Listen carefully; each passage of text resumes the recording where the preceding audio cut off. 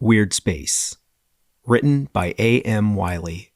Narrated, produced, and edited by the author. Cover design and illustration by Daniel Wiley. Original soundtrack and additional mixing by Caitlin Anselmo. Copyright 2023. Prologue, 1992, in another dimension. The Zoltarian dimension was the last to fall. It contained a small and beautiful galaxy. The planets were so close the Zoltarians connected them by encased bridges. Wanderers once camped along these star roads as they hiked to the different planets. Their dimension gateway was in the sky over Zoltar's capital planet, where the people had been peaceful, productive members of the Interdimensional Council. But the star roads that once glowed with the lanterns of travelers were now dark appendages connecting planets with no light. Star vessels, great and small, drifted lifelessly through the close galaxy. The Dimension Warriors had marked Zoltar lost. All 9 dimensions had fallen. The large Zoltarian portal flashed blue and spat out what looked like a firefly. It zipped erratically, trailing a twinkling tail of sparks. It nearly collided with one of the star roads before banking sharply. To see it closer, the firefly was a wide, rectangular 8-passenger ship. An A-29 cruiser, to be exact. The bronze-plated spacecraft was like an aged memorial or something ancient, a worn symbol of the North Star, stretched to look like a sword, and encircled by 9 smaller stars, was emblazoned on the starboard side.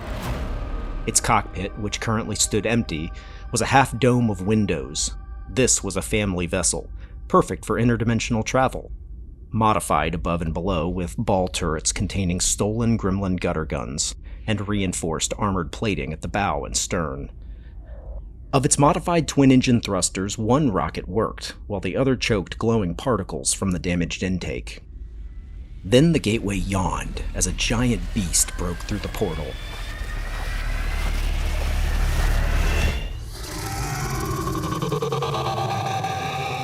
Bulbous like a misshapen planet, its wrinkled purple-black skin was vivisected with rockets, gun turrets and tiny windows, launch bays and thick plates of armor. The cyborg Leviathan blinked with lights and bore mechanical insectoid legs, part creature, part warship. Its eyes gleamed red as it chased its prey. This was Lord Malgore's necrobeast. The cruiser lurched wildly as its thrusters flared. Its captain and only occupant was a girl of 12 wearing an oversized flight jacket, panic-soaked with sweat, tossed about as the ship pitched and screamed with alarms. A fire sprang out from a bank of monitors by her head, and she quickly sprayed it with a foam extinguisher. She kicked a panel and the alarms died. She was about to move for the cockpit when she noticed the frayed ends of her wild black hair were on fire. She sprayed the flaming tips with foam and shook the smoke from her head. The fire's out, she punched a flickering radar screen. The fizzling display showed her ship's dot. The warship's large circle filled the screen and was closing the distance. An automated voice warned of an incoming. The girl climbed up into the ceiling ball turret and saw the necrobeast had fired a green undulating orb, now speeding toward her. She gasped, dropped into the cabin, and lunged into the cockpit. The orb struck the right stern, the ship convulsed, and an alarm shrieked as sparks showered her mop of tangled raven hair. The cabin lights flickered and went out. The alarm died. She was in total darkness, but for the stars outside and the growing red light of the oncoming ship. She heard no sound but her own short breaths. Taking the pilot's seat, she yanked on a headset and kicked the dash controls. The dying ship flickered back to life. "Please work, please! Bash, are you there?" In another dimension, the Tauran dimension, in the deep tunnel systems of the Tauran planet, a group of children between the ages of 10 and 15 huddled in a smooth, brown-walled cave with a low ceiling. The bunker was dimly lit with lanterns. Blinking gear and monitors lay shoved against the walls. The kids, tattered and dusty, each hefting an adult-sized rifle. They huddled around a small screen, watching as the girl's face fizzled in and out. A girl working the signal yelled, "We've got her, Bash!" A 14-year-old boy with bright blue eyes and the cruiser pilot's same messy black hair shoved through the crowd. He grabbed the screen close to his face as the others gathered. He wore the same black fighter jacket, the North Star symbol patch on his shoulder. "Sheela, you made it!" I got it, Bash. Sheela dug into her jacket and removed a small blue glowing object. Bash and the others leaned in, wide-eyed. The key was exactly where I knew Father would hide it. Malgore caught the others. The key will lead me to whatever dimension Father hid the polar starship. Bash nodded soberly. Where are you? The cruiser jolted Sheela from her seat. The necrobeast's spider arms had caught hold of her ship. Wait, is Malgore chasing you now? I can't talk right now, I'm going.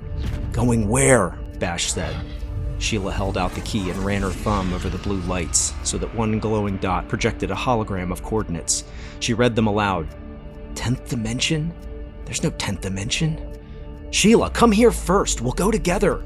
She shook her head as the warship's shadow closed over her. That would lead Malgore to you. That starship is all that can save any of us. She touched her screen. I'll find the ship and come for you. For Orel. He put one fist to his heart. They all did. For Orel. Sheela entered the coordinates into the navigation system and aimed the ship at the Zoltarian gateway.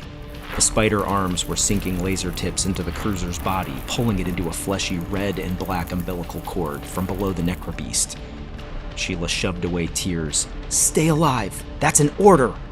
She killed the feed and threw all her weight forward on the thrusters, routing all auxiliary power to the rockets. Outside, the tiny cruiser ripped from the arms of the beast and shot back through the gateway.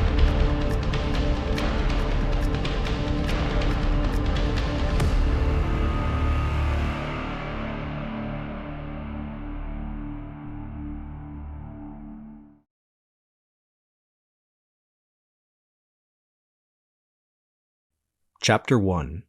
10th Dimension, Uncharted. Drew Shipley always found it impossible not to stare at the stars, and this summer evening was no different. The dusk was hazy from the sweltering day. The smell of hot tar rose off the cooling asphalt, mixing with the symphony of crickets and the rhythmic hiss of automatic sprinklers. As he pedaled his Huffy hard along Sweepstakes Avenue, the breeze kicked back his shaggy blonde hair. He yanked a walkie off his belt and brought it to his mouth. Mickey Mouse has warts. Over. He wobbled, trying to steer the bike with one hand. I'm approaching Uptown. Justin, Kevin, do you copy? Over.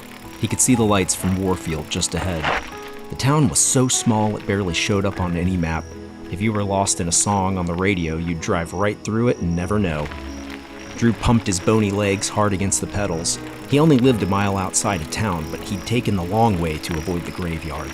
Tonight, he was lost in the gigantic night sky with its peach-pink horizon and deep dome of stars. He looked up again and a moment later ran headlong into a pair of trash cans. Every dog within earshot barked and several porch lights flipped on. Drew hurriedly propped up the cans, tossed in some loose trash, and shoved off. He cut through the woods, racing across a thin footpath as the briars tugged at his pant legs and honeysuckles brushed his face. He emerged beside the hardware store and jumped off the curb onto the crowded main street, swerving from the streetlights and pretending they were UFOs trying to beam him up. He fantasized more on summer nights, imagining the town residents were spies and femme fatales or aliens mimicking humans. The pasty old men in their lawn chairs outside Pete's barbershop shouted for him to get a haircut. They were aliens for sure. Drew waved but kept pedaling. Have a good night, he called over his shoulder. His walkie squawked. Drew, come in, it's Justin, over. As Drew tried to respond, he veered into a row of bikes propped on their kickstands. He skidded to a stop and watched the domino effect as the bikes crashed to the pavement. When he went to pick them up, he had a horrifying realization. These belonged to the big boys. The big boys were the closest thing Warfield had to a gang, and he was already on their hit list. He looked around and saw Jimmy Griffin and his cronies in the arcade across the street. Drew sped away through the crowd of witnesses, praying no one had gotten a good look at his face. We're stationed at the Druid, over. Justin called over the walkie. On my way! Drew pedaled a few blocks and found the two boys exiting the movie theater. The heavy one was being escorted by a young male usher. The little skinny one held the walkie. You're banned this month, Kevin, the usher huffed. You don't mean that, Bruce! Kevin Godoy was an enormous pale boy with blonde, greasy hair. He insisted on wearing one of 4 Hawaiian shirts, none of which fit him. What buttons hadn't popped off were always straining over his massive midsection. Drew flew to a stop as the usher stormed back into the lobby. Kevin started performing a stand-up routine during the movie again, Justin said. Justin McGrath was black and a fidgety wisp of a boy with large glasses. Like Kevin, Justin always wore the same thing, only his wardrobe was mostly all NASA windbreakers he got from space camp every summer. It made him look like an astronaut. "Your pops told us you were still grounded," Kevin said. "Don't worry about it." Drew was looking back down Main Street to see the big boys leaving the arcade. They'd just seen their bikes. "Let's go get Ryan," Drew said. Drew and his friends rode out of town, weaving through the crowd as people jumped out of their way. They passed the old used bookstore and Jack and Ray's restaurant. After that were a few sparse neighborhoods and then nothing but cornfields and tangled, sprawling woods. They came to the baseball field, a quarter-mile west of town, and parked their bikes against the backstop. Ryan Wilcox stood at the mound, staring down the giant batter at home plate. Ryan's Huskies were up 5-0 at the bottom of the ninth, and there was no way they'd be losing. Drew waved to catch Ryan's attention.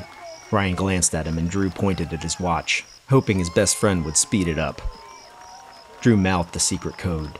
"Mickey Mouse has warts." Ryan looked away from him and readied himself for the pitch. While Drew, Justin, and Kevin began making stupid faces, Ryan ignored them and pitched a laser. Strike one. When his friends blinked flashlights at him, messaging crude words in Morse code, Ryan responded with a beautiful curveball. Strike two. He smirked, knowing he was about to win their little game. Then Kevin lifted his Hawaiian shirt and pressed his pale belly against the backstop, his flab bulging through the chain-link diamonds like rising buns in the oven. Ryan choked out a laugh but tried to refocus and shook his head. The catcher was confused, thinking the sudden headshake were a signal. "Ryan, what are you doing?" His dad, Big Jake, the Warfield sports legend, yelled from the dugout. Ryan stifled his laugh and hurled a pitch so hard the catcher fell back into the umpire. Ryan's team ran out onto the field to celebrate on the mound. This was his first no-hitter.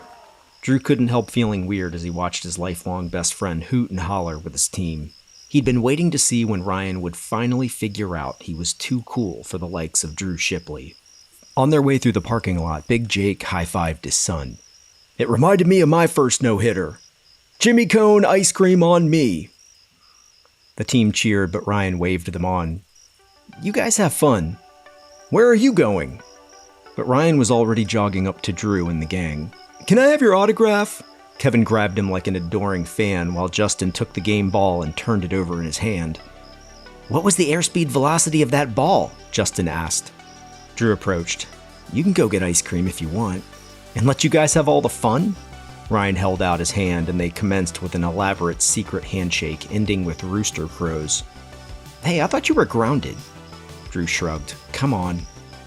They all jumped on their bikes and rode back through town, toward Drew's neighborhood. They turned into Angela Court, an incongruent cul-de-sac of faded bungalows, Cape Cods, and ranch houses. The court backed right up to a wavy ocean of corn belonging to the Gladhill farm. Drew lived in a yellow split level. His parents had moved in after his grandpa passed away. A garden and a fresh green lawn used to be out front, but weeds now strangled the garden, and crabgrass had overtaken the lawn.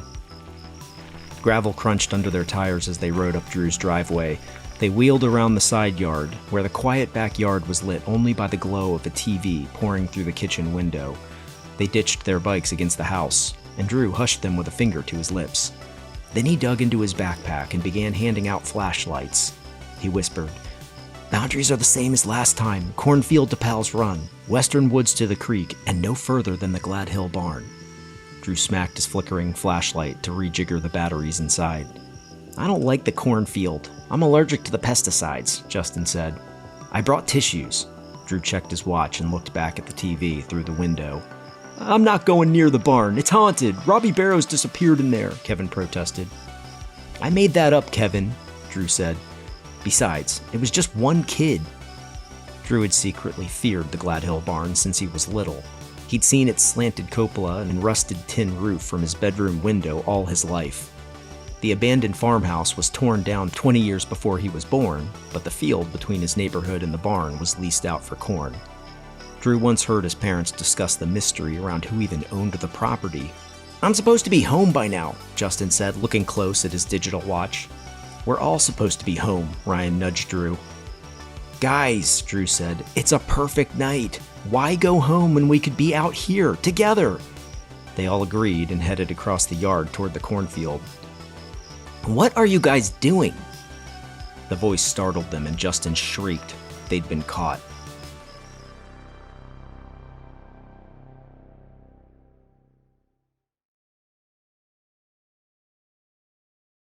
Chapter 2. Ghost in the Graveyard. It was a standoff. Drew's next-door neighbor, Kristen Miller, and her friends, Sonetta Brock and Missy Allen, had returned from the pool. They were leaning over her privacy fence, and Kristen was smiling wickedly. Drew had known Kristen all his life. They'd been playmates throughout childhood, but now she was a girl. A real girl. "Why do you always wear that stupid hat, Ryan?" Kristen asked, her green eyes flashing in the distant streetlights. It's part of my uniform." Ryan spun his hat from back to front and pulled the bill low. Justin was hiding behind Kevin. "Yeah, well, you're not in the game now." The other two girls snickered. Kristen's skin was bronzed from weeks at the pool. She'd been the first sixth grader to attempt makeup, and her once soft features had receded to reveal the beginnings of a woman. Her mere presence terrified most boys her age. Sonetta stood a foot shorter than the other two, her ebony skin smooth and shiny. Her puffy hair was wrapped with blue hair knockers. Her giant pink towel was wrapped tightly around her, and whenever she talked to Drew and his friends, she wore a disapproving scowl. Missy's fair skin was burned, and her wild lion's mane of strawberry blonde hair was sun-streaked. She always grimaced like she'd just licked a lemon, and she shouted, squeaked, or squealed nearly everything she said. Drew tried to hurry his friends along. Seeing the girls made him feel hot, excited, and freaked out all at once. Girls, particularly these, made them clam up and act stupid, so it was better to retreat. "It's almost bedtime," Sonetta called out. "Where are you boys going?" "I heard somebody was grounded. Again," Kristen said, smiling at Drew. "Tell us where you're going, or we're going to tell Drew's dad," Missy said. "No, please!" Justin came swishing around from behind Kevin. His eyes were large and scared through his thick glasses. "We'll do anything. Don't tell." The boys looked at Drew helplessly. "All right, fine. You just can't give away any of our secrets." Kristen smirked. "Secrets? You're such a bunch of dorks." They followed Drew through the corn. The group of them squeezed between the regimented corn stalks, jumping and shrieking, tagging and scaring each other. Their flashlights danced like mad fireflies up through the leaves. Drew paused several times to look up at the galaxies overhead and only came back to Earth when Missy grabbed his wrist and slapped him with his own hand. "Stop hitting yourself!" He looked skyward again, rubbing the sore spot on his cheek. Kevin bumped into him from behind. "Hey, Space Cadet, keep it moving!" He couldn't see the barn, but he knew right where it was, the broadside looming on the far side of the cornfield. "We'll start in the woods," Drew said. He didn't want to get any closer to the barn. None of them did. He cut sharply to the right and led them into the tree line. They followed a narrow footpath beaten down by generations of kids who'd owned the woods before them. Those kids had disappeared into adulthood. Drew had once liked the idea of following in the old footsteps, but now their names etched into the trees made him think of ghosts. Drew looked back at them, a group he'd known all his life. They were all changing too, and soon they'd be ghosts if they weren't careful. "Hey!" Drew called out. They all gathered around him as he yanked out a strand of his hair and held it out. "We'll never grow up. Swear on the hair."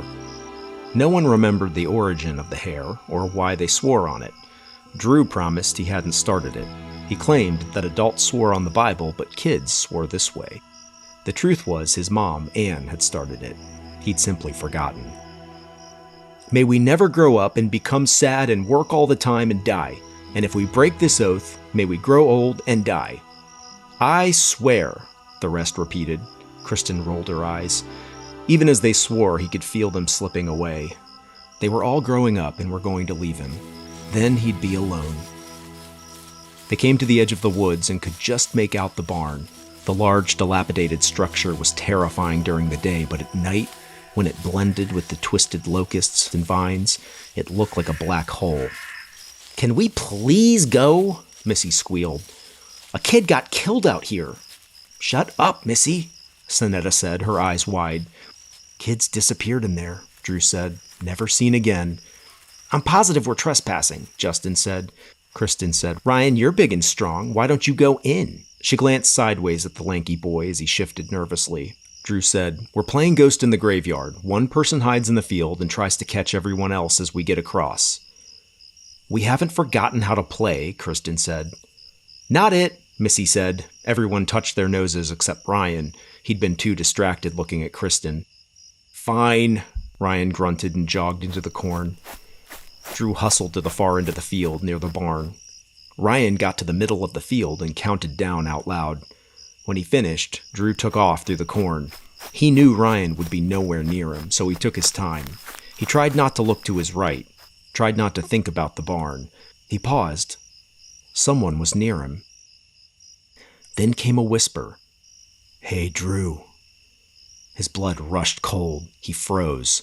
Before he could switch on his light, he was punched so hard the air evaporated from his lungs and his flashlight flew into the leaves. "Good to see you, friend," Jimmy Griffin said as Drew gasped for air. Jimmy and the big boys crowded around him. "We could hear Missy for miles. Heard you knocked over our bikes and didn't bother to pick 'em up." Jimmy spun Drew around and shoved him to the ground. Then he took Drew's arm and twisted it back. Drew groaned. "You guys having fun?" Jimmy asked. He spoke gently, even kindly. Drew gritted his teeth, the pain escaping in grunts and tight breaths. He could hear his friends. Ryan had caught them all, and now they were all searching for him. In the other direction. Jimmy was twisting his arm in an unnatural motion, and Drew hissed in agony. "My bike's all scratched up. Can't let you off easy this time," Jimmy said. The others chuckled. Drew pulled away, but they overpowered him and dragged him out of the corn to the Gladhill barn. The dilapidated homestead barn loomed over them. Jimmy punched him in the gut, and they all shoved Drew against the barn doors. He hit the warped planks and fell to the ground. Billy, the number 2, threw Drew's flashlight at him. It hit him in the head and fell beside him. "We're gonna leave you for the ghosts," Jimmy said, and they melted back into the corn. Drew tried to get up, but was still catching his breath. The humiliation was worse than the pain, but it all gave way to terror when he remembered where he was. "They're just stories," he repeated to himself as he went to get up. Suddenly, he felt the hairs on his arms and neck stand up. A tingling sensation crawled up his back. His flashlight, laying nearby in some milkweed, flickered on and shone back on the barn. Drew stared dumbly as the flashlight grew brighter and brighter, buzzing until the bulb blew out with a tiny pop. Drew lay planted in the silence when his walkie crackled to life and a girl's voice blasted in and out. "Bash, anyone, help me! I'm going down, I'm going down!" Drew crawled to his walkie and snatched it. "Kristen?" "Who is this? Help me, I'm crashing in an uncharted dimension." The signal cut out. His friends were all talking and laughing their way back toward the neighborhood. This wasn't them. He'd picked up someone else's signal. He pressed the talk button and lifted it to his mouth. "Are you in trouble? Do you need the police?" The girl's voice returned, quivering. "Help me, please. I'm going down, help me." She cut off and Drew lay frozen in the leaves, clinging to the walkie. Then he heard a low rumble and looked slowly to the sky. The stars. Something wasn't right. One of them winked brighter than the others and looked like it was spiraling. It grew closer and closer, growing bright blue as it fell to earth. Then it crashed in the tall evergreens behind the barn, and a murder of crows erupted into the sky. An earthreal blue light haloed the barn, and a low humming sounded before it went dark and quiet again. Drew had forgotten to breathe. After a moment, he raised the walkie to his mouth and whispered, "Hello?" Silence, but for the birds. But then... "Drew?" Ryan's voice startled him over the walkie. Drew was quivering. "Ryan, I'm at the barn. You're not going to believe this." "Dude, your dad's here." His dad fumbled with the walkie. "Home. Now, son." But Drew couldn't move. He lay there staring at where he'd seen the star fall. He could see nothing now. No sign, no light, and no screaming girl. Drew lay there so long, Ryan finally appeared, leading his dad to him. They were calling for him, but he didn't hear them. He was having a moment. One of those where you wonder if you're insane. For Drew, this meant thinking the daydreaming had finally gotten the better of him. He was now talking to alien girls and seeing UFOs. Had Jimmy given him a concussion? His dad, Steve, dismissed Ryan. Steve's tired frame was rigid as he tramped toward his son. Steve was taken aback to see Drew sitting on the ground. Drew hadn't moved or broken his gaze from the barn, pondering in dread what was behind it.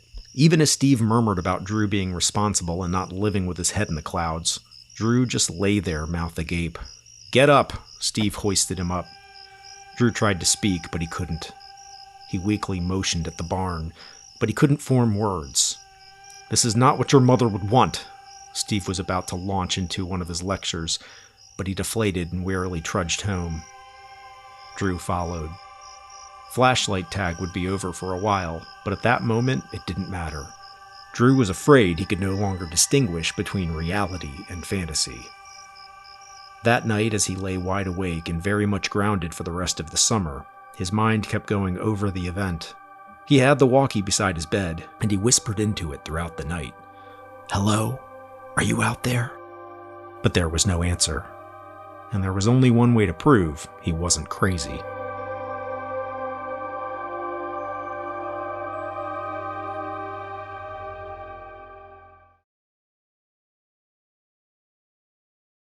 Chapter 3. Close Encounters. "Do not leave the house." Steve hurriedly made himself breakfast and was spinning in circles, looking for his briefcase. "It's by the recliner," Drew said absently. He sat at the table in front of an untouched bowl of Cheerios, glued to the morning news on their small kitchen TV, its retractable rabbit ears pointed up like a crooked peace sign. But the signal was always snowy. A heat advisory was in effect, and the carnival would be opening soon. Nothing about a plane crash, a comet, a UFO, abductions, anything. He skimmed his dad's newspaper again. Nothing. Steve had been storming about the kitchen, muttering to himself. He left the room and came back with the briefcase, wrestling with his blazer. "I'll be home late today, but Mrs. Miller said she's around if you need anything. She also knows you're grounded. Again. I'll be calling regularly. Clean up your room, do the dishes, and do the laundry." Steve checked his watch and started out of the kitchen. He stopped and stood in the doorway, hesitating. "Son?" Drew pulled himself away from the news with a start. I just want to say, I need you to grow up." "Okay, Dad." Steve left and Drew heard the door close. He turned to watch through the window as his dad's Chevette drove up the street, and then he bolted to his room. He grabbed his walkie and talked into it as he packed his backpack with M80s, big fat firecrackers that could blow your hand right off if you weren't careful, and some ninja throwing stars. "Come in, Ryan, over!" A moment later, Ryan's voice came over Drew's walkie, his voice low. Hey, what happened to you last night?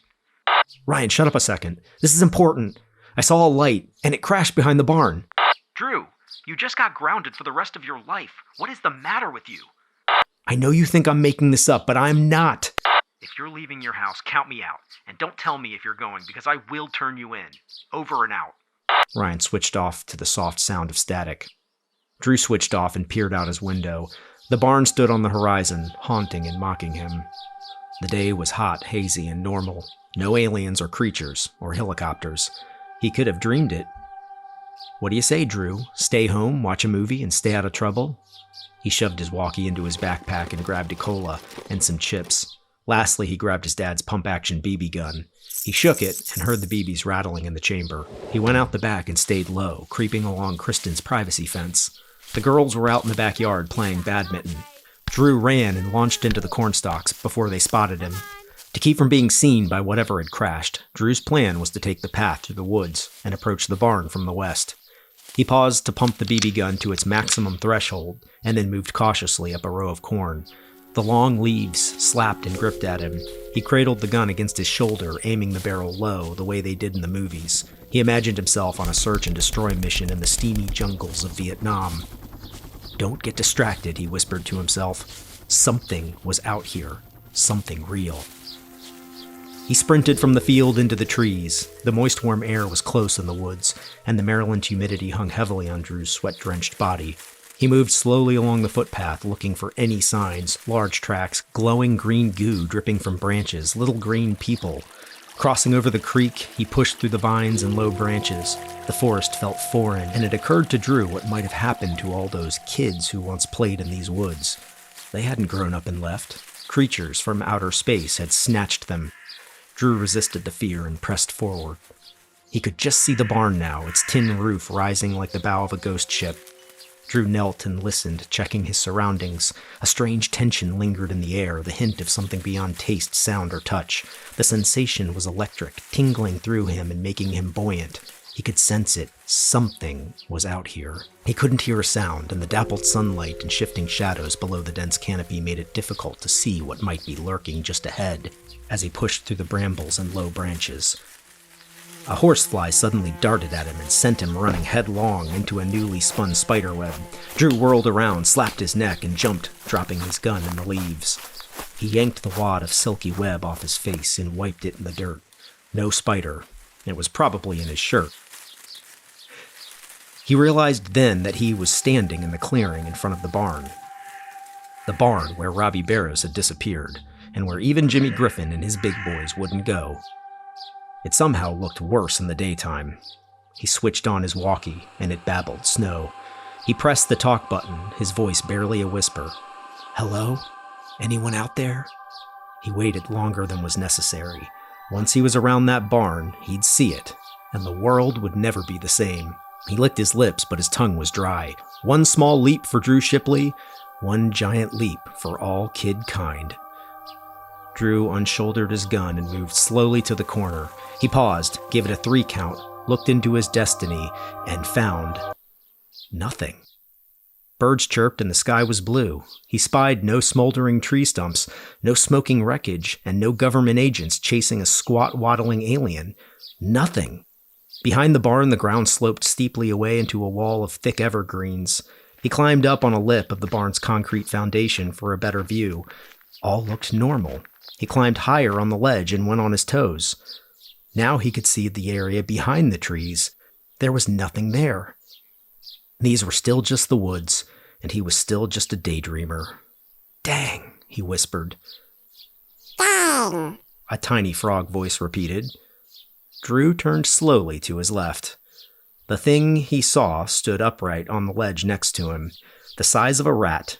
It had short-cropped white fur, big brown eyes, and drooping ears. Its tiny pink nose sniffed the air, and it waved at him with one of its 3 webbed paws.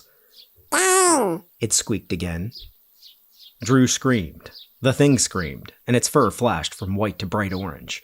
Drew backpedaled onto a loose piece of concrete. It gave way, and he tumbled down the slope. The world flipped, with the sun below him and the hill above, a jarring spin cycle of sunlight, grass, sky, barn, and mud. He hit his head, his backpack crunched, and his BB gun was driven into his hip. He somersaulted into the evergreens and took out some low branches as he glided over a blanket of dead pine needles. Sliding to a stop, he lay there face down beneath a pile of pine cones. The sweet smell of sap filled his nostrils as he groaned. He pushed himself up and froze. Drew lay at the mouth of a trench with exploded wood chips blanketing the ground like confetti. This was not what he'd seen from the ledge. Metal crates were stacked in piles, and a small satellite dish stood erect and opened upward, beeping. His eyes followed to the end of the trench, where an unidentified crashed object rested in the soft earth. It didn't have wings, but 3 rocket boosters yawned back at him. It wasn't a plane. It wasn't anything he'd ever seen before. It was the length of a large camper. The long hexagonal body was galvanized and dark copper-colored armor plating. He got to his feet. His dad's BB gun had cracked in the middle and now hung limp off his shoulder. Drew couldn't take his eyes away, and a moan escaped his slack-jawed mouth. He smacked his face and ran both muddy hands through his hair. No matter how hard he pinched and hit himself, the ship was still there. "What?" he whisper-chuckled. He then looked from the sky to the ship at the trees and all around, mumbling as if his friends were standing there with him. "It's still there. It's a spaceship." He inched cautiously toward it and saw black, blistering scorch marks blooming all over the exterior and a half-dome of windows at the front, but he couldn't get to the windows with the way the ship was pressed into the pines. He reached out with a shaking hand and touched it. The surface was cool and vibrated, popping goosebumps on his arms. He laughed, and his vision blurred through welling tears. He ran his hand along it as he passed back around the rockets. On the other side, he paused. A gull-wing hatch sat open, and a short staircase was lowered to just off the ground. A thin vapor of mist cascaded from the opening. Drew screamed as another furry monkey creature turned orange and shrieked. Mayday, going down! It waddled beneath the ship, scampered up one rear leg to the undercarriage, and disappeared into the landing gear. Drew cradled his broken BB gun as BBs spilled from the busted chamber. He flipped the barrel around, held it up like a club, and moved toward the hatch. When he got to it, he couldn't see inside. It was too dark. He gulped and forced himself forward. He took one step at a time and passed through the hatch. The darkness paralyzed him. He soaked in the alien vessel with all his senses. It was cool inside. He heard a low hum, followed by scampering and rustling. More of those creatures rushed about. His eyes adjusted to the natural light from the cabin windows up front. The rest of the ship was cave dark. Dim lights and blinking monitors came into view like stars. The interior smelled of burnt circuitry and leather, as well as the metal and other things he didn't yet know about. He crouched in a corridor with a low ceiling. Orange conduit ran along the walls between blinking panels. Wiring hung from the ceiling, the frayed ends sparking and snapping. It reminded him of Kevin's mom's conversion van. The low hum gave him the sense that this thing was hibernating, very much alive. What if it suddenly took off? Tightly knotted rigging restrained gear and gadgetry along the walls. He crept slowly through the fuselage, pausing to gaze at the gun rack of copper-colored rectangular guns with short stocks, their barrels lined with blue glowing dots. Beside the guns hung helmets, chest guards, visors, and shin and elbow pads. They were painted and marked and tied off with beads, string, and wiring. Still crouching, he walked a narrow track between bucket seats, screens, and consoles with blinking buttons, levers, and switches, all coming into focus through the warm glow of yellow running lights. It was a sweltering dream, and he was intoxicated. He entered the front cabin and looked up through the half-dome of windows. The sunlight spilled in over the pilot's seat. A flight wheel with a disintegrating leather grip cover and a dash of what he assumed were flight controls. Drew couldn't help it. He laughed and danced and gasped to himself as he clapped his hands and shook his head. Then he sat carefully in the large seat. Its brown broken leather crunched and creaked beneath him. He sat for a moment, his eyes washing over the dash before he allowed himself to reach out and grab the wheel. He turned it and then pressed a few buttons on the busy control panel. Nothing happened, but he was awestruck, and tears ran down his cheeks as he laughed out loud. He felt that tingle of magic, as if he'd just discovered dinosaurs still existed. He couldn't yet articulate it, but his heart was full and his mind clear. The world was no longer dark, and his life had changed forever. Then he heard a hum behind him. Someone was there. His full heart froze, and he felt a warm release of pee. Before he could turn around, a blast from behind struck and hurled him headfirst into the flight wheel. Chapter 4. The Hostage. Drew woke with the sun in his eyes. His head was foggy, his ears were ringing, his mouth felt full of cotton. He was propped against a leg of the ship, near the hatch. He heard a tiny grunt and looked down to find one of the white-haired monkey lizards standing upright on his lap. He tensed and held his breath, waiting for it to strike. But it just tilted its head and stared at him with its bright green eyes. It bore two normally placed arms with a third protruding from just below the left arm. It held his digital watch and took a bite, chewing casually on the electronics while it looked on. Drew tried to move and found his hands were bound behind his back. A figure suddenly blocked the sun and stood over him, nudging the monkey creature away with a gouged leather boot. Drew peered up and saw a girl, unlike any he'd ever seen. She might have been his age, but it was hard to tell. She wore an oversized burnt black fighter jacket over a tan flight suit. Her wild raven hair spilled over a thin silver headband. Grease smeared her face and a pink scar streaked across her right cheek. She held a copper-colored pistol by her side and looked down on him coldly, with eyes the color of dusk. When she spoke, her voice was low and threatening. "My name is Sheela Vestril, commander of the Dimension Warriors of Orel, and you dare try to steal my ship?" Drew stared at her with his mouth unhinged before absently mumbling, I'm Drew. I think you were on my walkie." He heard the monkey creatures all whisper, Drew. "Well, Drew, you were in my seat." She leaned in. "Nobody sits in my seat." The two stared at each other for a long moment before Drew figured it out and began chuckling. Okay, I'm dreaming. This is just a crazy dream, and you're not even real. But I do like the name Sheela Vestril. Sheela raised her gun and fired. A blue laser struck the ground, scorching the dirt. Drew looked down at the scorched earth. He'd felt the laser heat, and now smelled the burning grass. This isn't a dream, he thought. I shot you with a daze charge. The next one will be lethal. Now, where are the gremlins? Are there any slore pits nearby? Do you have any food? Drew was now wondering if he'd simply gone insane. When a terrible cramp gripped his leg, he twisted and kicked, trying to stretch out before the cramp flipped his muscle. Sheela leapt back and aimed. Don't move, she ordered. Sorry, cramp, Drew grunted. Her eyes darted around and then fell back to Drew. Her face went pale, twitching, as fresh drops of sweat mixed with the grease and soot. You're not a Dimension Warrior, and if you're still alive, it's because you must be working for Malgore. She aimed, and her finger hugged the trigger. Wait! Drew screamed and startled a blue jay from a nearby tree. The bird launched into the air, shrieking. Sheela spun and fired. Blue lasers hit several pines, but the bird escaped. She dove behind a crate and peered up, hunting for the bird. Her back was turned, and it took Drew a moment to realize this was his only chance. He struggled to his knees, trying to stay quiet, but came face to face with one of the monkey creatures. Daru! It chirped. He glanced back at Sheela, and the two locked eyes. She looked even more frightened than he felt, if that were possible. She took aim and blasted.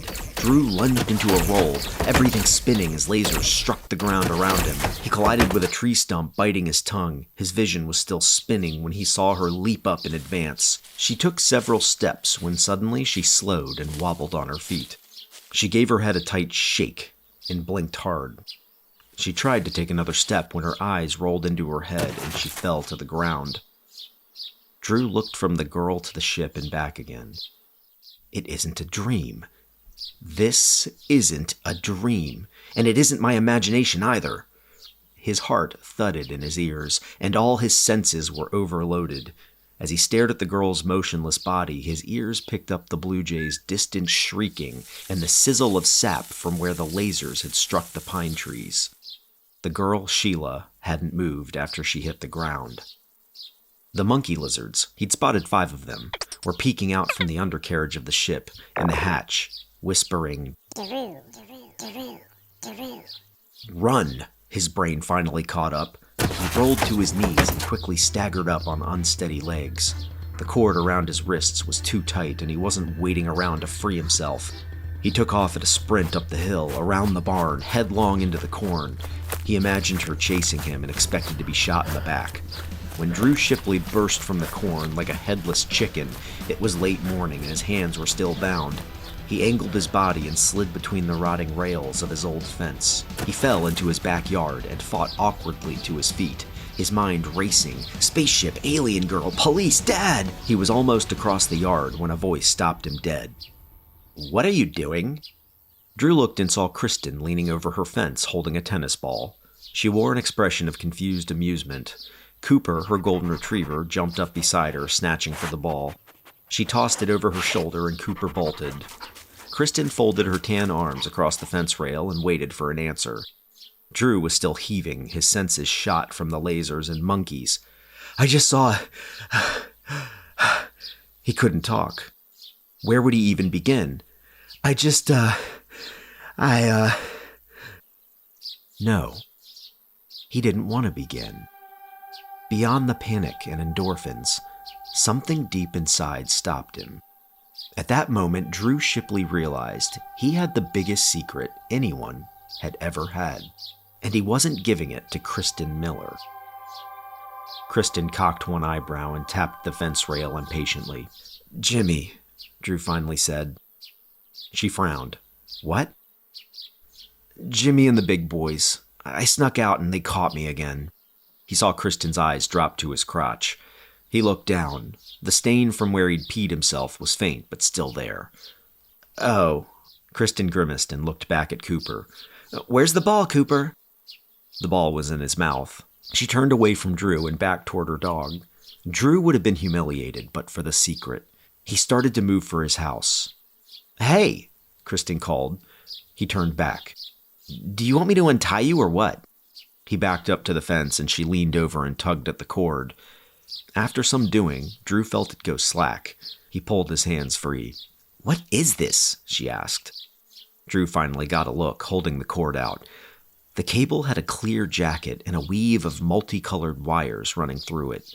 He'd never seen anything like it. "I don't know. They must have stolen it from Willie's junkyard. I gotta go." Drew tried to saunter casually for the patio sliding door, but his strut became a speed walk. He felt Kristen watching him, but he forced himself not to look back. Once inside, Drew yanked the heavy curtain across the sliding door and backed into his tiny dining room.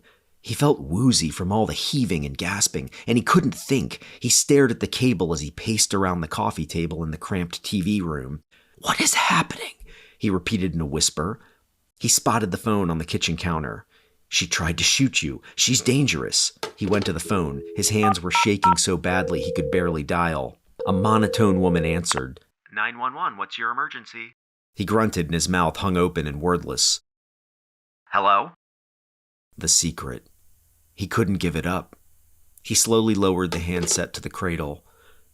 He teetered for another moment before running and flinging open the refrigerator. "What are you doing? What is wrong with you?" he shouted at himself. He filled a plastic grocery bag with cookies, bread, a can of tuna, a pack of American cheese, bologna, a whole jar of Peter Pan peanut butter, and 2 packs of candy cigarettes. He changed his pants, filled his grandpa's old canteen with tap water, and slung the strap over his shoulder. Taking up the plastic bag, he peeked out the curtain and through the glass sliding door. Kristen was no longer in her backyard. He exited, shut the door, and hustled across the yard, cursing himself.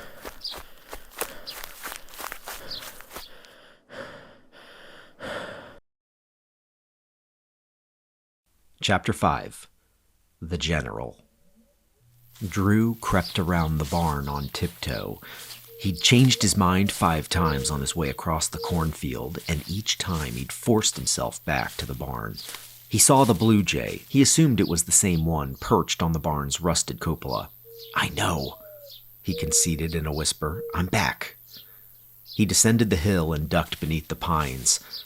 There was the ship, and there she was, right where he'd left her, face down in the grass. Her gun lay near her right hand. As Drew approached, he leaned down and picked up the gun. It was solid, cold, and had real weight. Holding it gave him chills. He looked around and decided to hide it beneath a nearby log. He returned to her and gently tapped her with his foot. She didn't move as he dropped the plastic bag and knelt beside her. He touched her shoulder. The black jacket was hot from the afternoon sun. He nudged her with his hand. Still no movement. Drew sucked in and held his breath as he carefully placed his hands on her arm and hip. He slowly pushed her onto her side and brushed some of the dark hair from her face. She was pale and her greasy skin had a green hue. He unscrewed the canteen's lid, held it just above her mouth, and poured a little water onto her lips. The water dropped into her mouth and ran down her cheek. Her face twitched, and suddenly she choked and bolted upright. Drew fell back and scooted out of striking distance. Sheila's eyes fluttered as she licked the water off her dry lips. At the taste, her eyes shot open, and she looked about frantically. She found the canteen in the grass, snatched it up, and inhaled it so that the excess water spilled from the sides of her mouth and down her flight suit. She stopped to gasp for air and then drank more. After downing the canteen, she went limp and hugged the green container to her chest. Then she spotted Drew and crouched like a startled animal. Her right hand flew to her holster, and when it came up empty, her cobalt eyes went wide. "It's okay, I come in peace." He'd practiced this line on his way across the cornfield, but said it with more panic than he'd intended. "I'm not going to hurt you." She grabbed a sharp stick and held it up like a switchblade. "Whoa!" Drew seized the plastic bag as a shield, and then looked at it. I brought food." She narrowed her eyes as Drew dug into the bag and came up with a soda. He pulled the pin and she jumped at the pop fizz. He took a sip to show her it was safe and held it out. Her lips quivered as she studied it, and finally she reached out and snatched the can. She looked it over, sniffed it, and took a small swig. Immediately, she began coughing and gagging as she waved at her tongue. "Acid!" she gasped. "No, it's just the carbonation," Drew said. He saw the sugar taste kick in, and she drank it down, not even stopping to breathe. When it was empty, she tossed the can aside and crawled for him. Drew was about to spring up and run when Sheela grabbed the plastic bag from him and ripped it open. Sheela didn't stop until she'd eaten everything. She paused once to heave, as if about to throw up, and then quickly finished gorging. The ground was soon littered with plastic wrappers, a hollowed-out Peter Pan peanut butter jar, and 2 empty packs of candy cigarettes. She burped and looked back at Drew as though she'd forgotten he was there. "Where's my dazer?" Drew hesitated. "Are you gonna shoot me?" "Are you gonna make me?" Drew shook his head and pointed at the nearby log. She quickly fetched the gun, then nodded for Drew to follow her. When he stood up, she grabbed and dragged him to the ship and pressed him roughly against the armored plating. She turned and scanned the trees. "Where are the adults? Do you have a camp nearby?" She continued her lookout while her free hand searched him.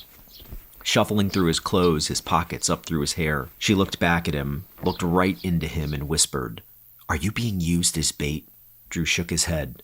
"Sometimes they use us as bait," she muttered hatefully, and her eyes traveled back to the perimeter. "What kind of predators do you have here?" Drew stepped back from her searching hand. "Predators? I don't know. Fox or foxes?" Drew noticed her jacket had a pin on the right breast pocket. A star sword symbol was emblazoned on the left shoulder, surrounded by 9 smaller stars. She seemed older, but her youthful softness was visible the longer he looked through her grizzled sheen. "This is a genuine R7 Dazer, and it fires polar plasma, so don't cross me." Drew nodded. She holstered the Dazer and kicked open one of the metal crates. She removed what looked like a folded umbrella. But when she opened it up, Drew saw it was a satellite dish, the size of a large pizza. "My home dimension is Orel, one of the 9 dimensions." Drew nodded, pretending to keep up as she set up a 3-legged stand and placed the dish on it. "My coordinates led me here. They say I'm in Dimension 10. She looked back at him. "But that can't be right. There is no Dimension 10. So where am I?" Drew couldn't believe he was saying it. "You're on Earth." She shook her head. "Never heard of it." She looked up at the sky and angled the dish. He shook himself and pointed at the ship. "Look, this is impossible.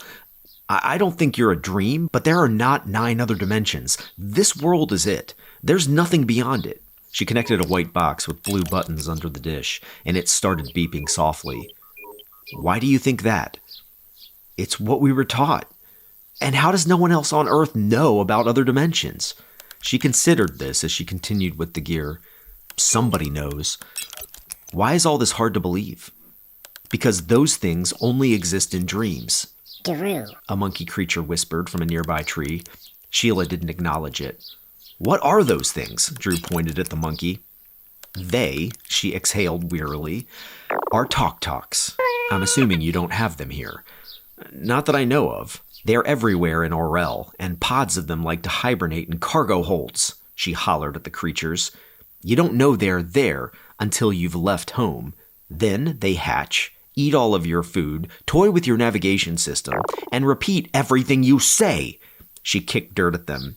"It is nice to have someone to talk to on long jumps until you realize you're talking to yourself." Yourself. Several of them repeated. "They are good for warning you about slores.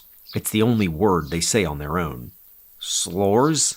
Drew began, but Sheela wasn't paying attention. She'd noticed something and quickly crossed the clearing to the trees, where Drew had originally fallen through, and picked a copper disc the size and shape of a hockey puck from the red-brown needles.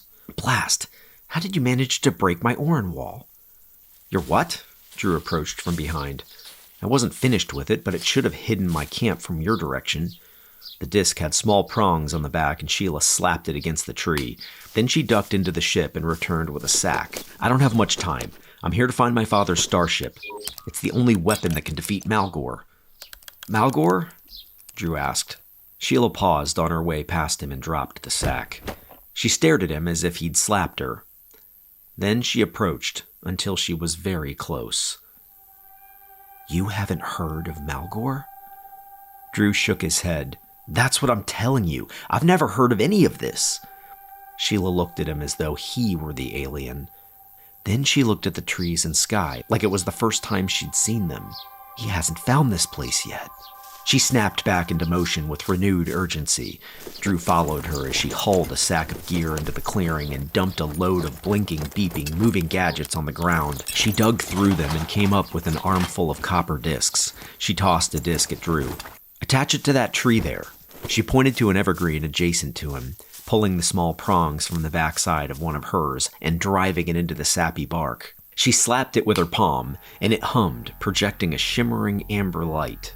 "Listen carefully," she began. "Someone opened the lost gate, the one holding back the outer darkness."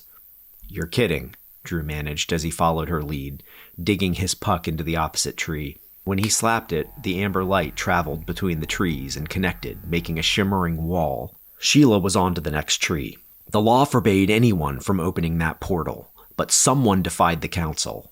Sheela punched another disc hip high into a stump and paused. Her eyes grew distant. "My father, Mason, and my Uncle Jay tried to close the gate, but it was too late. Most have never seen Malgore, but I have. There is not a more terrible creature in all the dimensions and all the worlds. He's been waiting 1,000 years to escape. But Malgore and his army of slores, gremlins, and other monsters were not the worst thing." She went back to the pile for more discs and he followed. Malgore released parasites to control the minds of the adults, parasites connected to him, to his mind. She grabbed up the remaining pucks. "Hold out your shirt," she ordered. Drew spread the hem of his shirt into a basin, and she dropped them in. He walked along behind her as they ducked below the ship to the trees on the other side, and the Talk-Talks repeated the name Malgore in hushed reverence. She continued. "The parasite didn't control those below a certain age. We don't yet know why, but our parents became our enemies overnight and chased us out of our homes. He used the adults to hunt and capture us, and built an army with them." The blue jay squawked nearby, and Sheela pulled her gun and crouched. Drew crouched with her, transfixed by her story. She stood after a moment and holstered her gun. "We can't fight this army because we'd be killing those we love. Our parents, grandparents, friends, countrymen, they're all his now. The parasite doesn't control kids?" She leaned in close to his face. "No. He prefers to feed on us, the young ones." Drew shuddered. They finished planting discs in a circle around the ship. With each disc activated, the amber light coursed, shimmered, and undulated around the entire camp.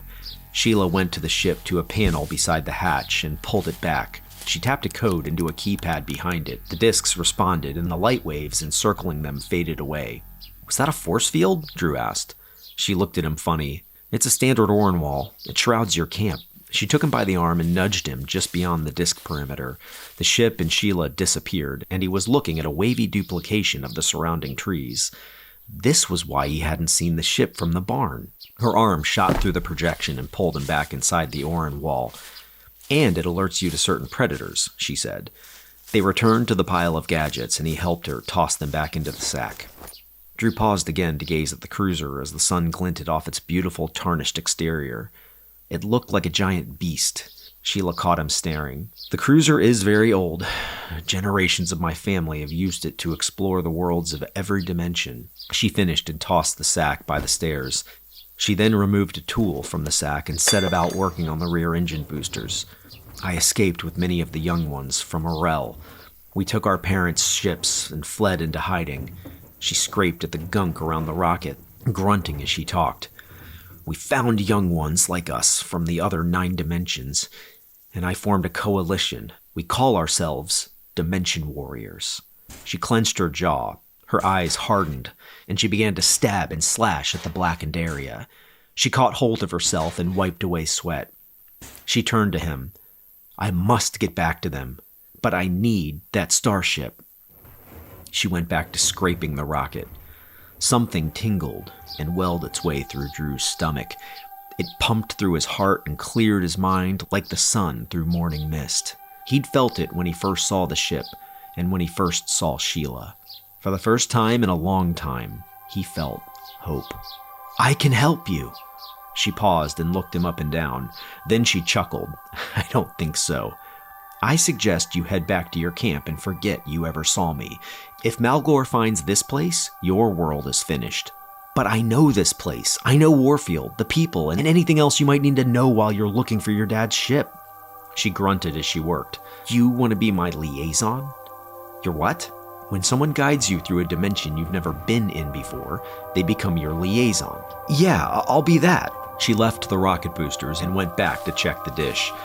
"A liaison is bound to you. Your life is in their hands. They must be trustworthy, intelligent, and strong. They always put you before themselves. They are brave in the face of danger and forsake their own people to protect you." She glanced back with her dusky blue eyes. "You're just a child." "Hey, you're a kid too." She advanced on him until they were close. "I'm the leader of the Dimension Warriors." She left him and headed for the stairs. "I have to fix my ship and start the search." "I can get you more of that soda and food and stuff." She paused to consider this, but then kept walking. "I'll be gone before I need food again." She ascended the stairs and disappeared into the ship. Drew saw the Blue Jay return to its perch in the evergreen, and suddenly he had an idea. I think you should move your base camp." She poked her head from the hatch and sighed. "You're still here?" Drew shrugged and began to walk away. He was about to pass through the Orin wall when... "Why move my base?" Drew turned and pointed up at the Blue Jay. "You're outside, in the open." He turned to leave. "You know of something better?" Drew pulled back one of the barn's heavy doors and beckoned Sheela inside. The stale smell of dry earth filled his nostrils. Shafts of sunlight slanted down between the warped planks and lit up drifting dust motes. Swallows fluttered up in the eaves. Loose hay blanketed the floor from when massive bales had been stored there years before.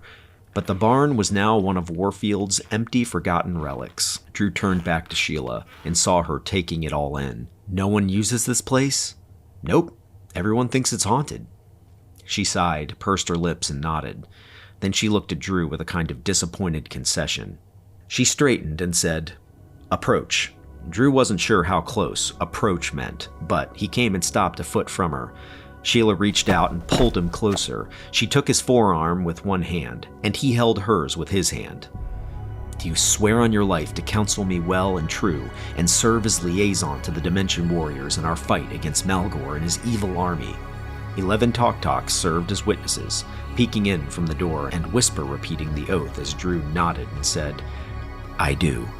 Without warning, she pulled his forehead to hers. Her skin was warm, and her headband was cold and hard. "This is what we do in Orel when we make a pact. We're now linked," she said, releasing him. Despite his shock, Drew felt a warm pride kindle in him. His chest swelled, correcting his posture. He wasn't Drew Shipley from Warfield, the daydreaming, grounded loser victim of Jimmy Griffin, and afraid of the Gladhill barn. He was the kid from his own fantasies, liaison to General Sheela Vestril, special counsel to the commander of the Dimension Warrior Coalition, and her bodyguard.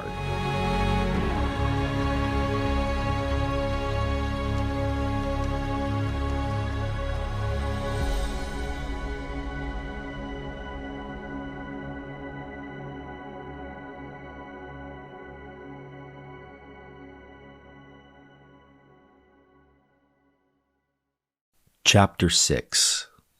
The Secret Base. The Talk-Talks waddled in. One of them licked the wall, tapped the wood with a webbed claw, and took a bite of the barn door.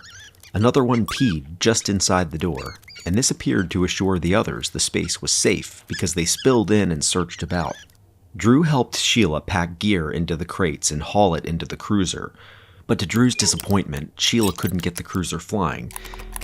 He'd sat beside her at the controls, poised and jittery with anticipation, but the engines only groaned and sparks shot from various panels in the cabin. "I'll work on that," Sheela said. "We're gonna have to carry the gear."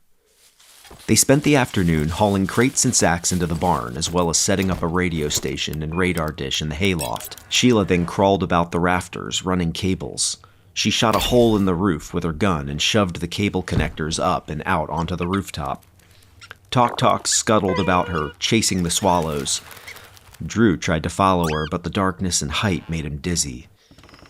Minutes later, Sheela had him up a rickety ladder and on the roof, helping her mount pizza-sized satellite reflectors.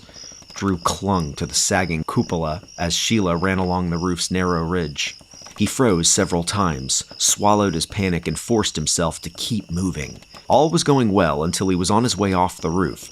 He missed the ladder's top rung and fell 10 feet into a tangle of honeysuckle and brambles. Back in the loft, Drew nursed a sharp pain in his elbow and pulled thorns out of his shirt as Sheela tinkered with a boxy radio, turning dials and flipping switches. The transmitter blinked yellow lights at her. She plugged in a thin headset with a mic. "Scar 1, Kilrock Sector Tenthia." She repeated this several times. "Are you speaking code?" Drew asked. Sheela didn't answer. She listened, her eyes distant and searching for the faintest of signals. Her left hand slowly turned the dial one full rotation, and after a pause, she shook her head and exhaled. "We'll keep trying. We need to get word to Bash and the other commanders." They set up the copper discs around the inside of the barn doors, creating an Orin wall, so that from just outside the doors, the barn appeared empty. She took him out along the perimeter, along the cornfield and trees, and showed him how to set up invisible laser fences that would alert them to anything or anyone approaching the barn. Finally, they planted short-barreled, copper-colored laser rifles just inside the barn doors at the front and back. Once she declared the new base camp ready, they went to work on the cruiser, pounding away at the engine and repairing wiring. Drew followed with tools. She called out for them as if he knew what they were. She would eventually grab the one she needed so as not to keep explaining. When they exited the ship, the sun was dipping below the trees, leaving the clearing pink and hazy. "Do you have a scrapyard for ships? We're going to need to patch up some booster injectors and the flare reset." Drew thought how Justin would love finding these parts, and he was suddenly struck. He'd been so distracted he hadn't thought of his friends. "We need my, engineer. His name's Justin McGrath." "Is he just a kid like you?" "Yeah, but he's trustworthy and smart. We also need Ryan Wilcox. He's a legend around here." Drew didn't say sports legend, but, you know. "Oh, and I'll also alert Kevin Godoy. He's definitely Dimension Warrior material." I mean, we all are." He could see she was skeptical, but she nodded. "You're my liaison. Go retrieve them." "Tonight?" She nodded. "There's very little time, and I need to show you all something very important, as long as you're sure we can trust them." Drew started off, but stopped and ran back. He snatched up the glowing, blinking screwdriver from her belt. "Can I borrow this?" "Just remember, don't tell any adults." "Right." Drew saluted, and then said, "Oh, crap!" The talk-talks had eaten his watch, but he knew his dad would be home any minute. "I'll be back later." He took off at a sprint. Drew ran into the backyard and panicked when he saw Steve through the kitchen window. Then Drew noticed Steve still had on his sports jacket, and he was pulling 2 TV dinners from the freezer. "He's just gotten home." Drew slipped in through the patio door and met his dad coming out of the kitchen. "Hi, Dad." Drew's response was overeager. His dad was slouched and tired. "You didn't clean. What did you do all day?" He set his briefcase down. "I slept a lot. Sorry about that." Steve studied him. "Why are you so sweaty?" "Oh, I started cleaning when you got home. Remembered when I saw your car." Steve sighed until he noticed a few picture frames laying face down on the end tables. "Son, stop laying the picture frames down." Drew looked about, trying to seem aloof. He had laid the frames down, was now laying down pictures of his mom everywhere. "We need to talk about this. It's part of growing up," Steve began. "This world isn't fair." Drew felt a sudden, desperate explosion. "Dad, I lied. After you went to work, I snuck out of the old barn and found a girl from another dimension. She's running from a giant parasite, and he controls her parents and all the adults, and she needs my help." Steve's tired eyes went vacant, and he mumbled something about comic books. "Keep cleaning up. I'll make dinner." He trudged into the kitchen and popped 2 TV dinners into the microwave. At least they weren't talking about the picture frames being face down, or about growing up.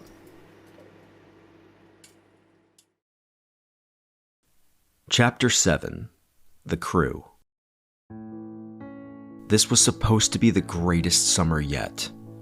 The 4 of them, Ryan, Drew, Justin, and Kevin, had spent the drab gray school year making a top-secret plan. During class, they sent each other coded messages with meeting times and locations. The rule was you could only call a meeting with the secret phrase, "Mickey Mouse has warts."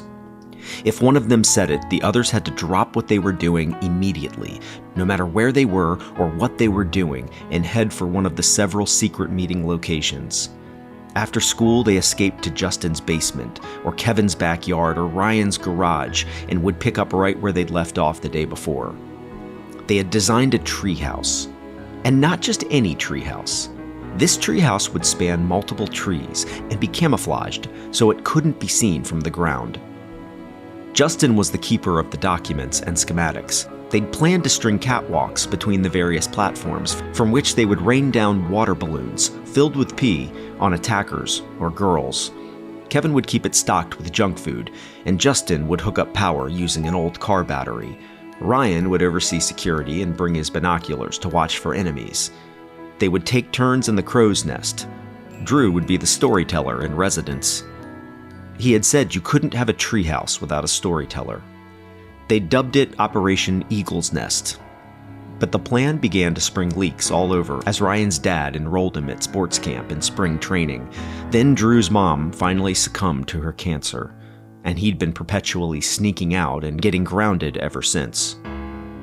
To add insult to trauma, Jimmy and the big boys had set fire to all the wood scraps they'd spent months collecting from Willie's junkyard, and like that, the greatest plan any group of boys ever had went up in literal smoke. The summer felt over before it had begun. Justin had shredded the plans and enlisted Kevin to help spread the confetti among different trash cans throughout Warfield. Justin was still paranoid that someone would piece it back together and steal their idea. Now it was just the two of them. Tonight they were in Justin's cramped room putting the finishing touches on a Rube Goldberg apparatus that spanned the whole room. They'd built it from Lego and erector set pieces, Kevin's mom's hairdryer, a bowling ball, Justin's old toddler slide, dominoes, his dad's record player, counterweights, and his mom's pantyhose. At the end was a catapult scoop with an action figure cradled and ready to fire. Justin had spent hours calibrating it and testing each part of the chain for weaknesses. They had it aimed at the door for when Justin's sister tried to bother them. "You know," Kevin said, sprinkling Cheetos on a Pop-Tart and trying to eat it in one bite. He continued with his mouth full and orange cheese powder poofing off his lips. "We could have just locked the door." Justin's windbreaker swished as he moved from one section of the apparatus to the next. "She knows how to pick the lock." "How?" "Dad taught her. He taught all of us."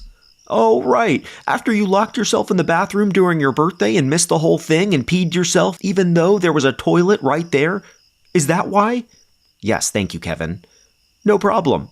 Hey, aren't Missy's scrunchies so stupid? She wears like 8 of them when she does that unicorn ponytail off the top of her head." Justin swished as he scrubbed his glasses. There was nothing on his glasses. It had become a nervous tic. When Justin didn't answer, Kevin reached out for the first domino to start the destroyer, as they were calling it. "Don't touch!" Justin whirled around on him. "I have it calibrated." "Want to watch a movie after this?" "No! After this, we wait for Shelley. We didn't spend 2 days building this just to walk away." Justin went back to a portion of the destroyer, a joint made from erector set pieces that had come apart. "Oh, okay," Kevin said. Justin shoved him away from the dominoes, or the fuse, as he referred to them. Kevin waited. He was trying to be good, but what would someday be diagnosed as ADHD began rippling through his body. The little plastic soldier reclining in the metal scoop at the front of the destroyer was mocking him, begging him to be launched. Shelley wasn't even home. She was in the next town away, at a skating rink. Kevin began tossing Cheetos into his mouth, and then throwing them at the dominoes. One finally hit its target, and the chain reaction was set. "No!" Justin shrieked. Kevin grabbed him, holding him back and stopping it. "I just want to see if it works!" Kevin held Justin up in the air, and the two watched as the destroyer destroyed itself. The bowling ball rolling off the slide, snapping the pantyhose, and smashing the record player, which knocked over the lamp. The catapult fell, launching the action figure at Justin. It hit him in the stomach. Kevin put him down, and Justin plopped, dejected, on the floor. He put his head in his hands as the destroyer slowly ate itself to death. Kevin sat beside Justin and placed a meaty hand on his bony back. "What's wrong, Jess?" Justin was trying to hide that he was wiping tears from his eyes, but the windbreaker didn't absorb them. "Just go home, Kevin." A soft, snowy crackle rose from the smoldering remains of the destroyer. "Shh, you hear that?" Kevin asked. "I'm not in the mood," Justin said. "I'm serious." Kevin crawled on all fours, searching through the rubble until he came up with the walkie. "Is someone there? Over." He turned up the volume so that the snow filled the room. "Kevin, switch it off," Justin said. He went to take the walkie when Drew's voice came over the speaker. Mick, as arts. Drew broke up over the shoddy transmission, but he was close. Based on the range, he must have been in Justin's neighborhood. "Drew, we didn't copy, over," Kevin said. Then Drew's voice came over the speaker loud and clear. I said, Mickey Mouse has warts. Kevin and Justin followed Drew dubiously as he dragged them to Ryan's house. Ryan's bedroom window was on the ground floor of his split-level house, but he refused to pull back his curtain. "Mickey Mouse has warts," Drew called out. Ryan's face appeared in a slit between his curtains. "You're gonna get us all in trouble, Drew." "Mickey Mouse has warts." Ryan yanked open his window. "I have a game tomorrow morning." "Ryan, he's acting really weird. He keeps smiling at us like he's gonna kill us or something." "Why did you guys follow him?" "He said the phrase," Justin shrugged. "And we didn't have anything else to do," Kevin said. Ryan sighed and looked apologetic. "Go home, Drew." Ryan closed the window. But before he could shut his curtains, Drew pulled the glowing, blinking screwdriver from his backpack and held up the greasy copper tool. Its soft yellow light along the shaft and blinking blue buttons reflected off Ryan's window and illuminated several stunned faces. Kevin and Justin gasped. Ryan leaned in for a better look. Drew pressed a button, and the head of the screwdriver rotated and separated slowly, changing shape. As they walked through the moonlit corn, Justin studied the tool. "He found this at Willie's." "Yeah, but what is it?" Kevin asked. He snatched it from Justin and wielded it like a tiny sword. "It's just an old wrench someone customized with lights," Justin reassured him. Ryan and Drew walked ahead in silence. Ryan was stiff, fists balled up tight. Before he leapt out the window, he had grabbed his husky's hat and pulled it low, shrouding his eyes in darkness. For Drew's part, he was quivering with anticipation. His lips were dry and his stomach flipped. His bowels had gone liquid, but messing his pants was not a concern. Even with the ancient technology Justin and Kevin were tossing back and forth behind him, Drew felt a stab of anxiety, worrying that he'd dreamed the whole thing. "It's solitary confinement. It's made him crazy," Kevin said. "It's been one day," Justin argued. "I stay in my room for weeks." "Exactly," Kevin said. As they neared the barn, the banter turned to hushed protest. When they arrived at the old structure, the others stood back toward the cornfield, ready to run for cover. Drew sensed their shock as he strolled right up to the doors. He turned at the last moment, feeling compelled. "Guys, this is it. If you're not prepared to have your lives change, walk away now." The three boys exchanged glances, but all nodded back for him to continue. Drew took a deep breath and pulled back one of the tall doors. It was black and quiet and empty inside. None of them looked surprised except for Drew. Drew shouted, "What?" Kevin groaned, "Dang it, Drew!" Ryan dropped his head and spat in the dust. Justin shouted, "Drew, why are you torturing us? Mickey Mouse has warts is only for the most important things. You're the hope crusher." Drew felt a rush of panic until he remembered. "Oh, the Orin wall." "The what?" Ryan was flushed. "Drew, grow up." Ryan led the others back toward the corn. Drew chased them down. "No, please, just step inside the barn. Just for a second, right inside the door." Kevin said, "Next, you're going to want us to clap to bring a fairy back to life." Drew blocked their path, grabbing them. "Please, wait." They started shoving and yelling at each other. And that's when a blinding white light stopped them dead. They looked at the barn, shielding their eyes. Searing luminance blasted through every gap and crack in the warped barn walls. The heavenly light shot upward through the cupola and rusted holes in the roof as if a nuclear bomb had detonated inside. A wind rushed around and beneath them, up through their clothes and hair, like the world was inhaling. Ryan's ball cap blew off. The light shimmered and drifted out from the barn doors. And then, as quickly as it had come, it died, leaving the afterglow of a UFO. Drew's eyes adjusted, and he saw the cruiser hovering over the clearing. The ship lowered to the ground, and the downdraft kicked up a cloud of loose red dirt. The landing skids lowered as spurts of steam hissed off the bow and stern. The low hum of the engine thundered through them. Then, without warning, the ship's outboard lights died. The engine cut out, and the cruiser fell to earth with a crash. As the dust cleared, the gull-wing hatch flew open, and Sheela ducked out. "I've almost fixed the down thrusters and exhaust nozzle, but she's hovering again." She hopped off the stairs and joined Drew. "Where's your crew?" Sheela asked. Her crazy hair was blown about by the ship's exhaust steam, and low yellow running lights beneath the cruiser's undercarriage gave her a halo. Her oversized flight jacket hung open, and her snub-nosed pistol hung off her hip. Drew looked to his right to see his friends clinging to each other. Justin's glasses were fogged, his mouth agape and contorted. The potato chips Kevin brought had exploded in his panicked grip, and chips now covered him like confetti. Drew felt it was his cue.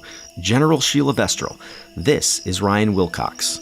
Sheela approached Ryan and looked him over. "I've heard you're a legend in these parts." Ryan couldn't speak, and Sheela looked back at Drew, confused. Drew ran over and worked Ryan like a puppet, lifting his friend's limp hand to take her forearm. She took his forearm in the proper Aurelian greeting. She released him, and Ryan looked after her as if she were a ghost. She moved on to Justin. Justin bumbled.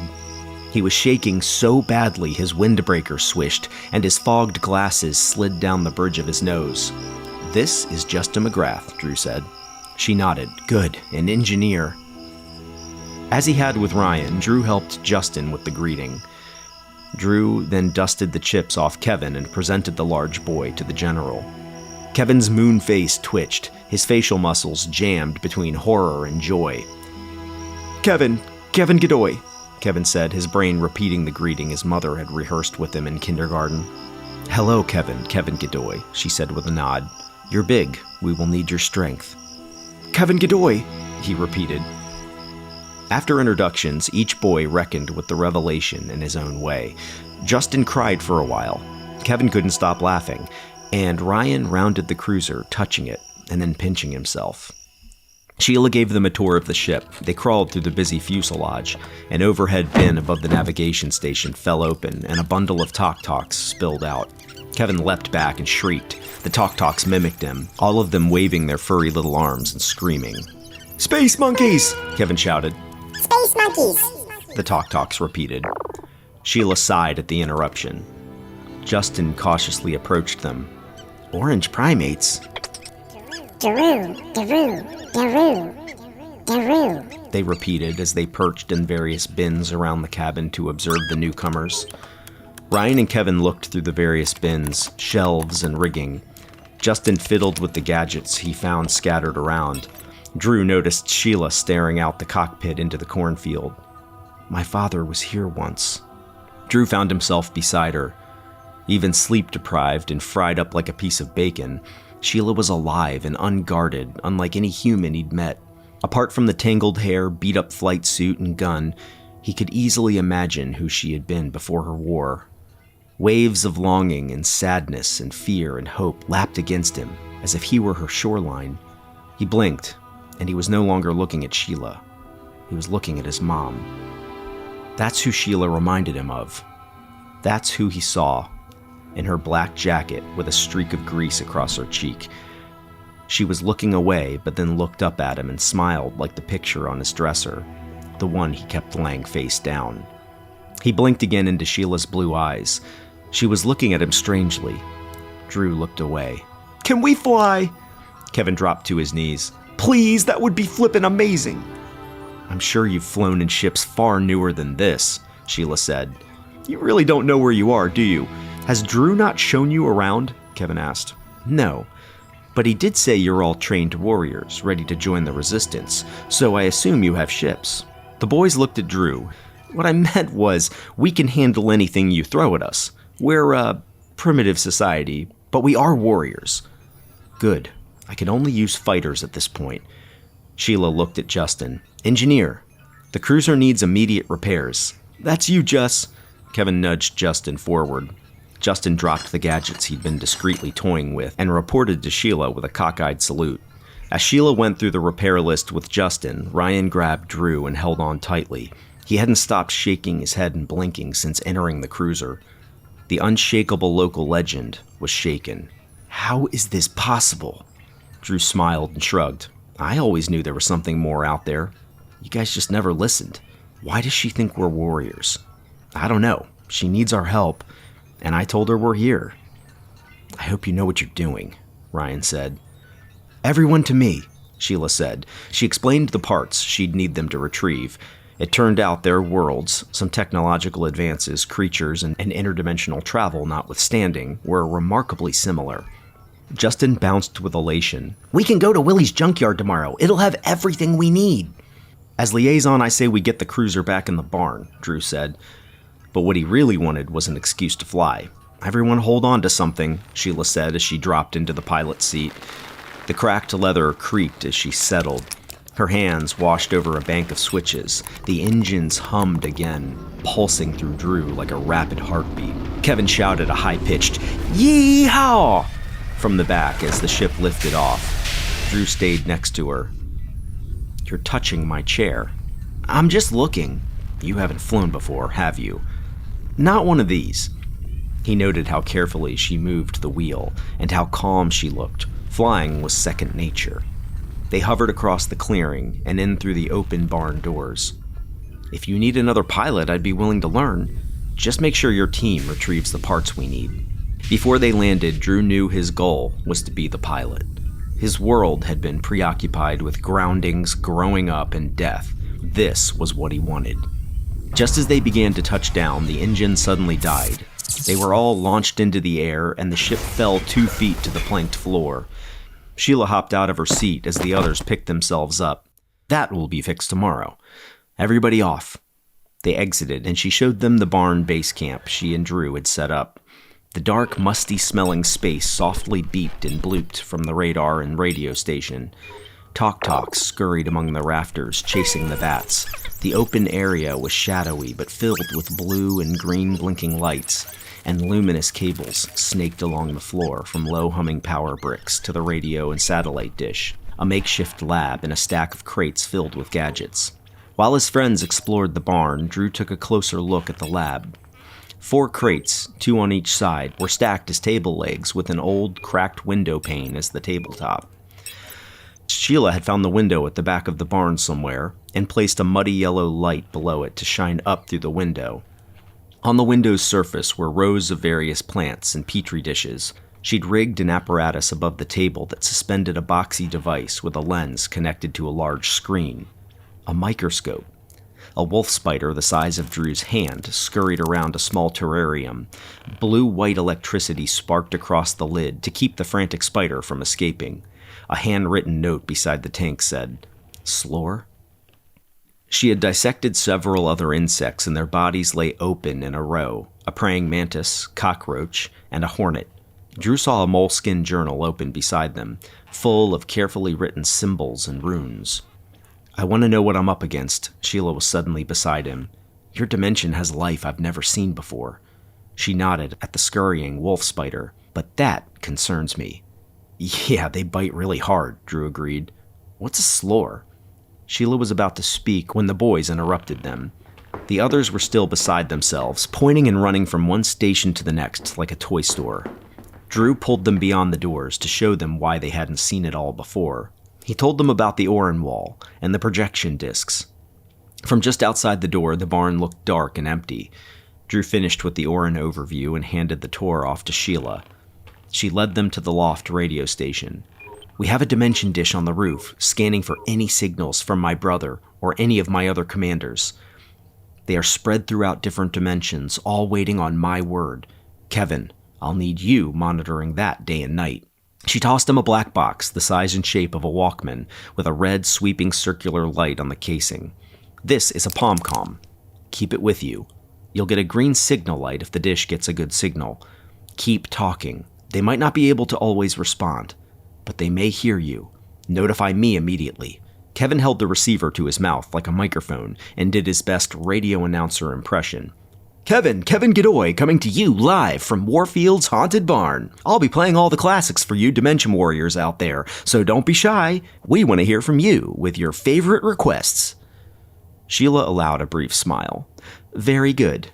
She turned to Justin. "Engineer, you and I need to finish repairing the coupling between the cruiser's primary accelerator and the rear thrusters.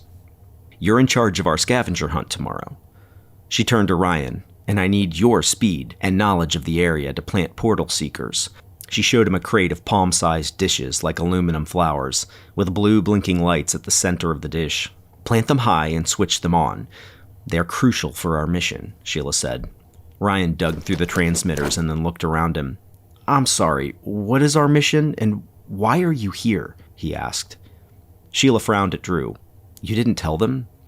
"I was getting there." Sheela directed them to sit on the surrounding crates. Drew shoved his hands in his pockets and leaned against the side of the ship, eager to see their reactions. "Buckle up." Ryan shot him an amused grimace. "Sit down, Shipley." Sheela started from the beginning about the other dimensions and her own world, Orel. She told how someone had defied the Council and found and opened the Hidden Gate, a portal to the outer darkness, guarded by the Grey Star Sentinels. She told of the Star Eater, the worm from beyond space called Malgore. He escaped through the gate with his creature horde and sent forth a parasite across the dimensions that controlled everyone above a certain age. Sheela and her brother acted fast and managed to help young ones from every dimension escape and come together to form the Dimension Warrior Coalition. She explained how they were being hunted by astro gremlins and slores and captured by their own parents to become food for Malgore. The boys were very quiet. Sheela got to the end, and Ryan slowly raised his hand. His brown eyes were dark and troubled. "But why is Malgore chasing you? Why are you here?" She beckoned them in a huddle and spoke just above a whisper. "I have something Malgore needs to destroy us all, and it's the only thing that can destroy him." The boys all leaned in and watched as Sheela reached deep into her flight jacket and removed the small copper key with a row of blue glowing dots along the shaft. It fit in the palm of her hand. The blue light gently pulsed, illuminating their faces against the darkness. "This is the key to the polar starship. It's an ancient ship, constructed with long-forgotten technology, and it houses a polar cannon, the only weapon that can destroy his necrobeast. I was told it can create its own gateways, and it's faster than any ship ever created. The legend is that the Polar was used long ago to lock Malgore away in the Outland and seal off the gateway. It is the only thing he fears, and the only thing that can save our worlds now." "And your dad, he hid the ship here, in Warfield?" Ryan asked. "It was too powerful a weapon, and my father feared it would tempt others to use it for domination and destruction. He wanted to promote peace among the dimensions." Justin blinked, quivered, and licked his lips. I assume it's big. Where would he hide something that big?" "Up your butt," Kevin muttered. "Up your butt and around the corner," Justin fired back, and they shoved each other. Sheela said, "Malgore continues to conquer worlds with his ever-growing army, and my Dimension Warriors cannot hold them back. If I don't get this ship, all is lost." "How do we find a flippin' starship?" Kevin asked. "The key is pulsing blue, which means the ship is close, very close, but I'm sure he hid it behind a portal. The portal seekers will help us find the gate and access the ship. The seekers will also tell us if any astro gremlins or slores come through the same way I did. I don't think they followed me, but we'll want to be sure. This is all why we must connect with my brother Bash. I need him and the other warriors to come here. I can't pilot the polar starship alone." "What about us?" They all looked at Drew, and Sheela cocked an eyebrow. "What about you?" "Teach us to be Dimension Warriors, so we can help you." She shook her head. You want no part of this. Trust me. I'm only here to get my ship and leave before Malgore finds your world. Drew frowned. But we can help. The Talk-Talks whispered from the rafters. This isn't your fight. She put the key back in her jacket. But I can use your help while I find my ship. Will you all help? Justin scrubbed his glasses and looked up at the cruiser. I'm still not convinced this is actually happening, but yes. Heck yes! Kevin suddenly sucked back his gum and nearly choked to death, but waved a hand to indicate he was in. Ryan spun one of the Portal Seeker dishes on his finger like a basketball. The three of us are on Portal Seekers. Kevin's calling Bash, and Justin's fixing the cruiser. What's Drew doing? Ryan gave Drew a wry smile. He's my liaison. Like your boyfriend? Kevin screwed up his face. No, Drew said. What's a boyfriend? Sheela asked. She looked at Drew, saw him blushing, and shrugged. The sooner I get my ship and go, the safer you will all be. They'd talked long into the night about their plan, and would start first thing. They were going to tell their parents they were building the treehouse in the woods, and would be out there until the end of summer. Some nights they would need to camp out. They mapped out a circle around the town of where to plant the Seekers, and then, according to Sheela, they could pinpoint the polar. Drew took Justin's walkie-talkie and shoved it in her hand. If you need anything, just press here. He showed her the talk button. She nodded and clipped it to the backside of her belt. He stepped backward through the Orin wall and Sheela disappeared. The barn looked dark and vacant, and the only thing to reassure him it hadn't all been a dream was the dish poking through the rooftop.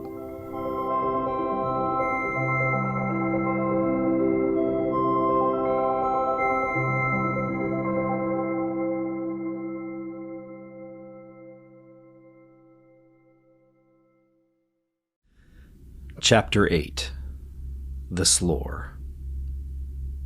The Necrobeast was docked in the Aurelian dimension, clinging to Aurel by a long, slimy umbilical. Its groan shook the planet as it opened its chasm mouth, displaying teeth the size of buildings and a tongue that writhed like a giant snake. Aurel was a tangle of colossal, majestic trees, their intricate roots bound to form the planet, and their wide canopies stretching nearly to the atmosphere. The Necrobeast sucked the planet's resources, water and wildlife, as astrogremlins stationed on Aurel fed the umbilical. Around the beast were small cruisers, once a part of Aurel's Golden Fleet. They were crewed by men and women now under Malgore's control. The fleet sat in formation, awaiting orders. Aboard the Necrobeast, Malgore's massive form crawled through the blood-lit cave of the main deck. The walls pulsed and gleamed with veins, for the main deck was built into the creature's brain. Astro-gremlins scurried here and there, trembling in terror as Malgore passed. People, adult men and women, sat at their stations with blank stares. A gremlin approached Malgore, but stayed away from the clawed tail dragging behind him. Malgore peered through the narrow window. Aurel was there, a beautiful planet of trees. My little darling Sheela escaped. Where did she go? Malgore's guttural voice echoed through the chamber. We know not, O King. We've released your slore scouts into every dimension. One of them will find her. Malgore glared through the port window, poised and brooding. We must find her before she finds the ship. Back on Earth, a sparkling hole yawned in the sky over Warfield. It spat a black and bloody pod, like a rancid egg, flaming through the atmosphere. The egg missile struck the southern end of town in the scrap metal section of Willy's junkyard. The shockwave shattered car windows and blew loose trash against the rusted chain-link fence. Steam billowed from the crater, and the van-sized egg glowed and crackled with heat. The previously stacked tires melted in chocolate rubber pools around the crater's edge. As the egg cooled, it began oozing, and a creature hatched, breaking through the slimy shell. A pack of junkyard mutts bounded over heaps of scrap metal and slid to a stop, hackled and growling at the thing breaking its way from the booger-shelled egg. The creature scuttled from the crater and beneath a pile of garbage. The three dogs nervously rounded the undulating mound, whining and glancing back toward Willie's office trailer. A thin, pale extremity sprouted stiffly from the trash pile and rose 4 feet high, coated in a gooey membrane, its long body glinting in the perimeter lights. The tip of the pale thing opened to reveal a gentle-looking eye with a wide black pupil, like that of a cow. It blinked at the dogs and made a cooing sound from down below the trash. The dogs drew near, snarling and snapping so that the eye closed and ducked down out of sight. The dogs moved in for the kill when a clawed arm shot from beneath the trash, glinting in the moonlight. It speared the closest dog. The mutt screeched as it was yanked beneath the surface of the trash. The other dogs went to bolt, but it chased them and made quick work.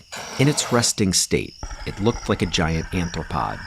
Its shell was shiny black like a black widow, but it hunched and walked like a crab. It stretched each clawed leg and flattened itself like a cockroach. It studied one dead dog, and then rearranged its own body, its exoskeleton clicking and grinding until it was vaguely the shape of the mutt. It waddled around the yard, practicing on all 4 legs. The screen door on the trailer by the office squeaked and slapped shut. "What the hell's going on out here?" Willie was big and stocky. He had a greasy mullet and sideburns that curled under his chin and upward into an impeccably trimmed goatee. He wore a stretched hoodie and baggy sweatpants, wielding a 12-gauge shotgun in the brazen, sloppy manner of someone who'd been drinking too much. "Turk! Bilbo! MC Hammer! Where you at?" He smelled burnt rubber. Willie pumped his gun with a loud click-clack and stumbled off the steps into the yard. He was about to shout when one of the dogs limped out of the darkness. "What happened, boy?" Willie began when he realized the dog wasn't his, and it was shiny. "Hey, who are you?" The dog paused, still shrouded in shadow. It seemed to be looking at him. Willie looked back. "That's it." His patience was gone. Suddenly the dog stood on its hind legs. It cracked and clicked into a misshapen man, the shape of Willie. Someone might have heard a shot that night if they had been near the junkyard, but Willie was always shooting possums, skunks, and raccoons. His brother was Deputy Grimes, so he could do that when he wanted. And even if they strolled over and looked through the chain-link fence, all would have seemed well, because even after what sounded like a scream, a figure the shape and size of Willie was strutting around the junkyard wearing a hoodie and sweatpants. He might have stumbled and wavered on his 2 legs, but anyone would have assumed he probably had just had too much to drink. And anyone who saw would have walked away believing all was well in Warfield. The slore flattened out again, finished eating Willie, and scuttled about the junkyard. It cleaned up, shoving one dog through the orifice on its belly, while hiding the others beneath a junked car for later. It explored its new surroundings and tasted the air with a long, forked tongue. It had been sent, like its many brothers and sisters, to search for the young one, Sheela Vestril. But it didn't taste her yet. It did catch the faint scent of Tok-Toks, but this didn't excite the slore. It tasted many other interesting scents to explore and mimic while it hunted for Sheela. The red light sensor blinked on its back, sending and receiving signals with its gremlin handler. It crept to the fence and cut through with its razor claws. Then it made its way into the trees across the canopy, toward town. Chapter 9. Secret Missions. Drew didn't want to sleep and paced his room instead. He had the walkie, his thumb caressing the talk button, but he never got the courage to radio Sheela. He thought about her world and the other dimension warriors. He thought about flying the cruiser and about what the polar starship would be like when they found it. His brain was bursting. He paused by his dresser, where the framed picture lay face down. He glanced at his door to make sure it was shut, and looked back to the frame. There's more out there, like we thought. Her name is Sheela, and she's from this whole other world. I'm helping her, and I might get to fly a ship. I want to fly that ship so bad. He reached out to raise the picture, but pulled his hand away and pushed her from his mind. The sun finally rose above the cornfield, and Drew anxiously waited for his dad to leave for work. Steve had been working weekends for a while. They bumped into each other in the hallway and exchanged awkward mumblings. Steve gave him instructions to clean the garage. and patted him on the shoulder. It almost became a hug, but didn't, and then he left. After Steve drove away, Drew ran into his parents' bedroom. His mom's things were as she'd left them when they'd taken her to the hospital for the final time, but he didn't think about this, and even held his breath against the familiar scent. He went into one drawer and found his favorite shirt. He grabbed shorts, shoes, and socks. He turned before leaving and quickly grabbed a pair of underwear. Drew shoved the clothes in his backpack. He met Ryan behind the house. Ryan was in his baseball uniform, but had his bulging pack of portal seekers. These dang things won't stop beeping. Had to hide them in my trash can. I hope Kevin and Justin aren't having a problem planning theirs, Drew said. They divided the portal seekers into 2 backpacks. The 2 grabbed their bikes and were about to start off when they noticed Kristen, Missy, and Sonetta watching them from Kristen's porch swing. "Where are you 2 going?" Kristen asked. "His game." Drew thumbed at Ryan. "What's in the backpacks?" Sonetta pressed. "Baseballs," Ryan called back. "Aren't you grounded?" Kristen asked through a smirk. "I'm allowed to the game," Drew said. "What about yesterday?" "What about it?" The boys shoved off down the street. "We saw you last night," Missy shouted. "Missy, shut up." Kristen shoved her off the porch swing. The boys glided out of the court, cut through the park, and took the new bike path across the bridge, taking a shortcut to the ball fields. They huffed it up the hill behind the middle school, standing up on their bikes and using the weight of their packs to push down on the pedals. They planted a seeker in the trees behind the Safeway grocery store. They planted another one on the roof of the school, and were forced to hide behind a faded green HVAC unit as the janitor passed by below them. They made it to the ball field before anyone had arrived. The morning sun glinted off the bleachers and backstop. They skidded in the gravel, ditched their bikes against the fence, and got to work. They climbed up the ladder on the side of the announcer's box and planted one seeker on the roof. The dish had tripod legs that sprang out at the base and opened like a blooming flower. "Drew," Ryan said, "have you thought about this?" "All night." "Is this a good idea, us getting involved?" "What are you talking about? This is our destiny." "Our destiny?" Ryan gaped at him. "Gremlins, slores, and Malgore?" Drew shrugged. "This isn't one of your daydreams or stories. This is real." He left Drew and descended the ladder. Drew chased after him. "What do? Pretend we never saw Sheela or her ship? Forget we know there are other worlds? I don't know why, but I've always known something bigger was out there. That there was more to life than just getting old and dying." Drew followed Ryan to the dugout. "Whatever's out there is better than here." A few vans pulled into the parking lot, and players piled out to head for the field. Ryan yanked his bat from his bag and practiced his swing. "It's just like you said. There's no going back. You staying for the game?" "No. I've got to go make sure Kevin and Justin have planted their seekers." Drew spoke low. "Meet us at the barn as soon as the game's done. We gotta find that starship." Ryan nodded, spat into the dirt, and kept swinging. The Warfield legend played his worst game that day. He struck out for the first time, and later hit a pop fly that dropped right into the catcher's mitt. As pitcher, he walked 4 batters before being switched out for Bradley Shellhouse. As Ryan sat in the dugout, he could see Big Jake fuming and hear his teammates grunting about their playoff chances going. He could see parents frowning from the stands. But it all faded to the background until all he could hear was the soft beeping from the announcer's booth.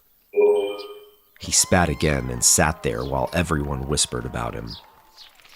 Drew biked through downtown where the strong smell of water and chemicals wafted from the car wash. It was a sleepy summer Saturday, and the old-timers were leaving their breakfast at Jack and Ray's to go settle outside Pete's barbershop for the day. Drew met Justin coming out of the library. "I didn't sleep," Justin announced. He had a stack of books in his canvas tote bag. "I got Miss Tara to open up early so I could look at the microfiche newspaper articles." "And?" "Nothing. No anomalies.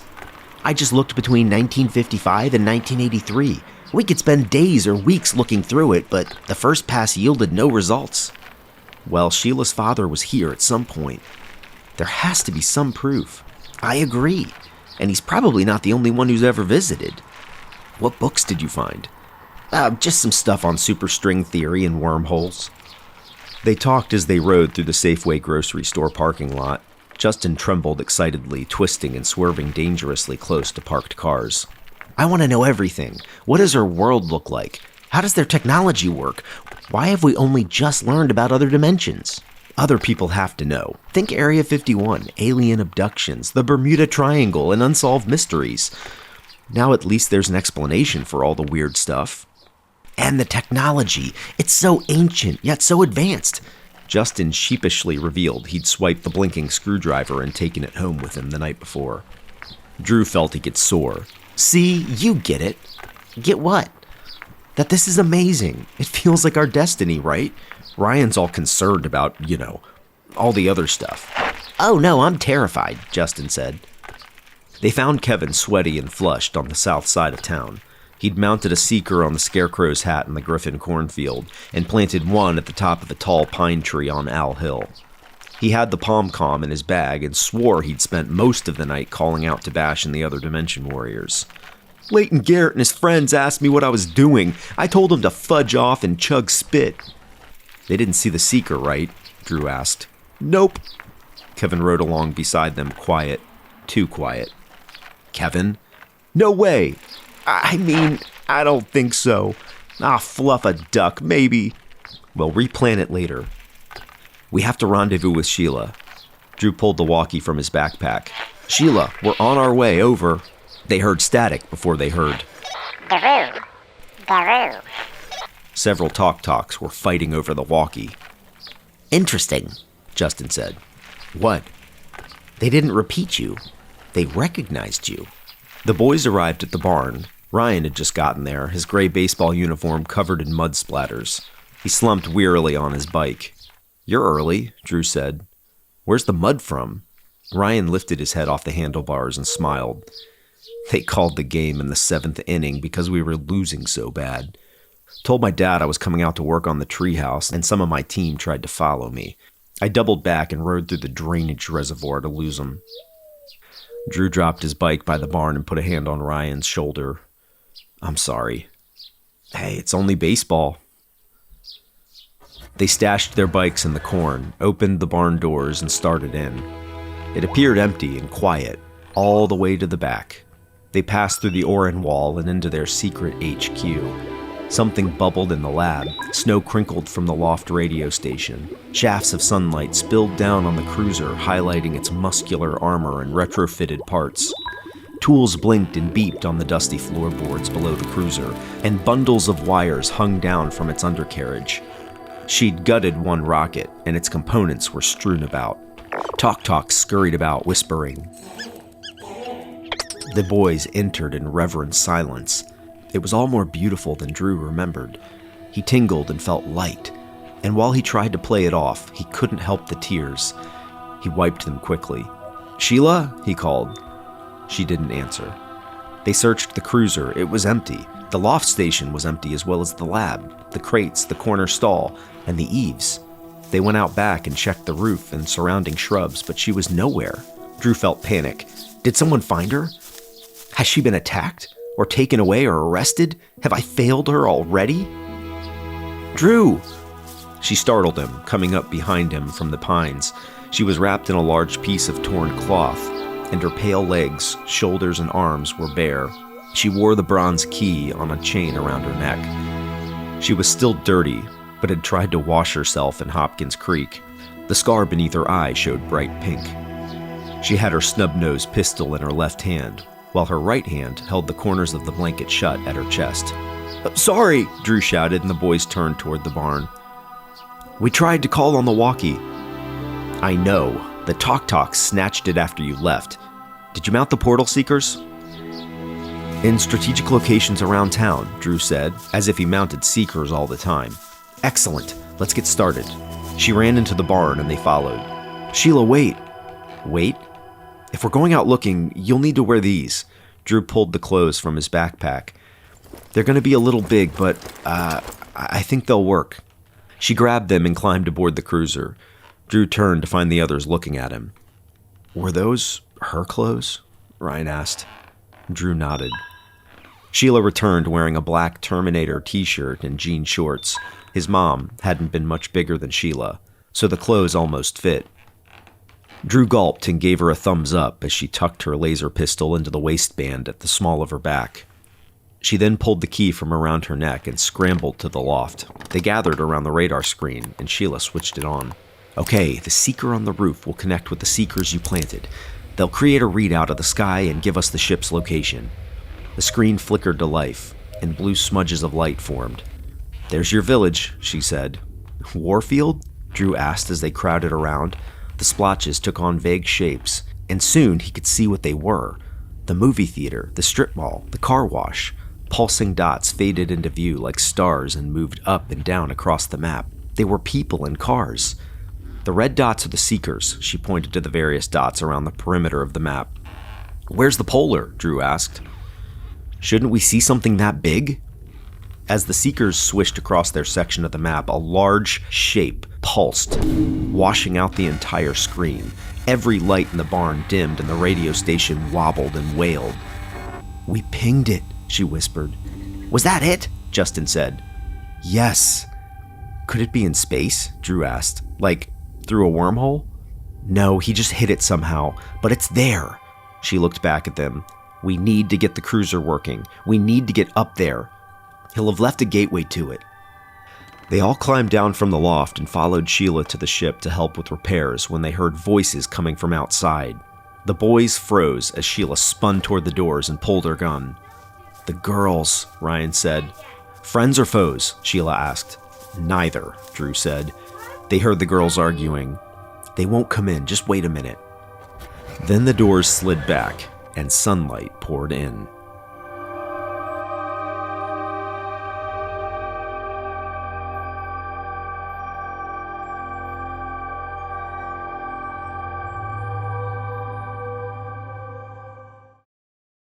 Chapter 10. Willy's Junkyard. They stood in plain view of the girls amid the secret base with the cruiser glinting in the sunlight behind them. Hello? Kristen called out.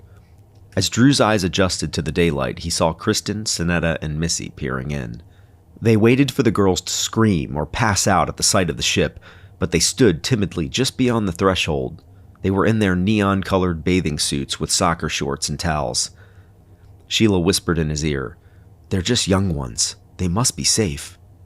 Drew shook his head. See, Kristen, I told you, they're not here, Missy growled. You just made us walk all the way across that stupid cornfield to a stupid haunted barn for nothing. We passed 3 no trespassing signs, Sonetta added. Drew quietly got down beside Sheela. Don't shoot. I have to shoot if they see us. They won't. They think the barn's haunted. Kristen scanned the entire barn, her eyes sweeping right over them. She muttered, I know Drew was out here, and last night there was a bright thing in the sky over the barn. I saw it. Yeah, well, I think you're losing your marbles, Sonetta said. And I don't want to get in trouble for trespassing. I think she wanted to corner Ryan in the barn, Missy said. Ryan blushed. Kevin suddenly hugged him and whispered, Kiss me, Ryan. Ryan shoved him off. Drew waved at them to stop, but not before Kevin bumped his head on the cruiser and cursed. Kristen looked back. Quiet! Did you hear that? Everyone stiffened as Kristen stepped to the doorway, her toe crossing the threshold.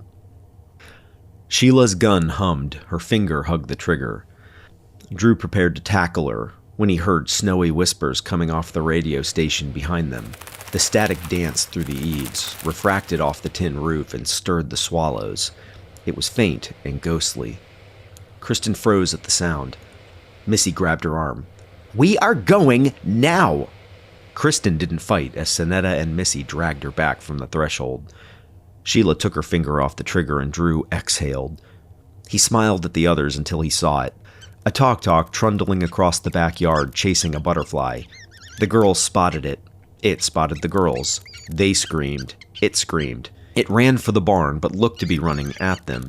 The girls turned and bolted right into the barn. They passed through the Oran wall, screaming and jumping as the tok-tok ran between their legs. It furiously changed colors and screeched while waving its 3 arms. They watched as it ran between Drew's feet and scurried up into the ship's undercarriage. but their mouths remained open as they looked around, blinking. Finally, Kristen stepped forward and pointed at Drew and the cruiser. "Ha! I'm not crazy. That's what I saw last night." Sheela shot all three of them, and the girls dropped like dominoes. Missy knocked the lab table over, freeing Sheila's collection of bugs. The boys all screamed. "Whoa!" Drew jumped in front of Sheela. "You said they weren't friends," Sheela said. "They're sort of friends. They're girls." Are they dead?" Justin stuttered. "I just stunned them, like I did Drew when I thought he was a gremlin." The Talk-Talks emerged from under the ship and behind the crates. They explored the girls, licking at their hair and stealing their hair clips and scrunchies. They somersaulted across the girls' stomachs until Sheela came near and shooed them away. She kneeled beside Kristen, checking her pulse. "Chuck a duck, what do we do with them?" Kevin said. "We're in deep sugar." "Sonetta's mom's a lawyer. She's gonna file charges for sure," Justin said.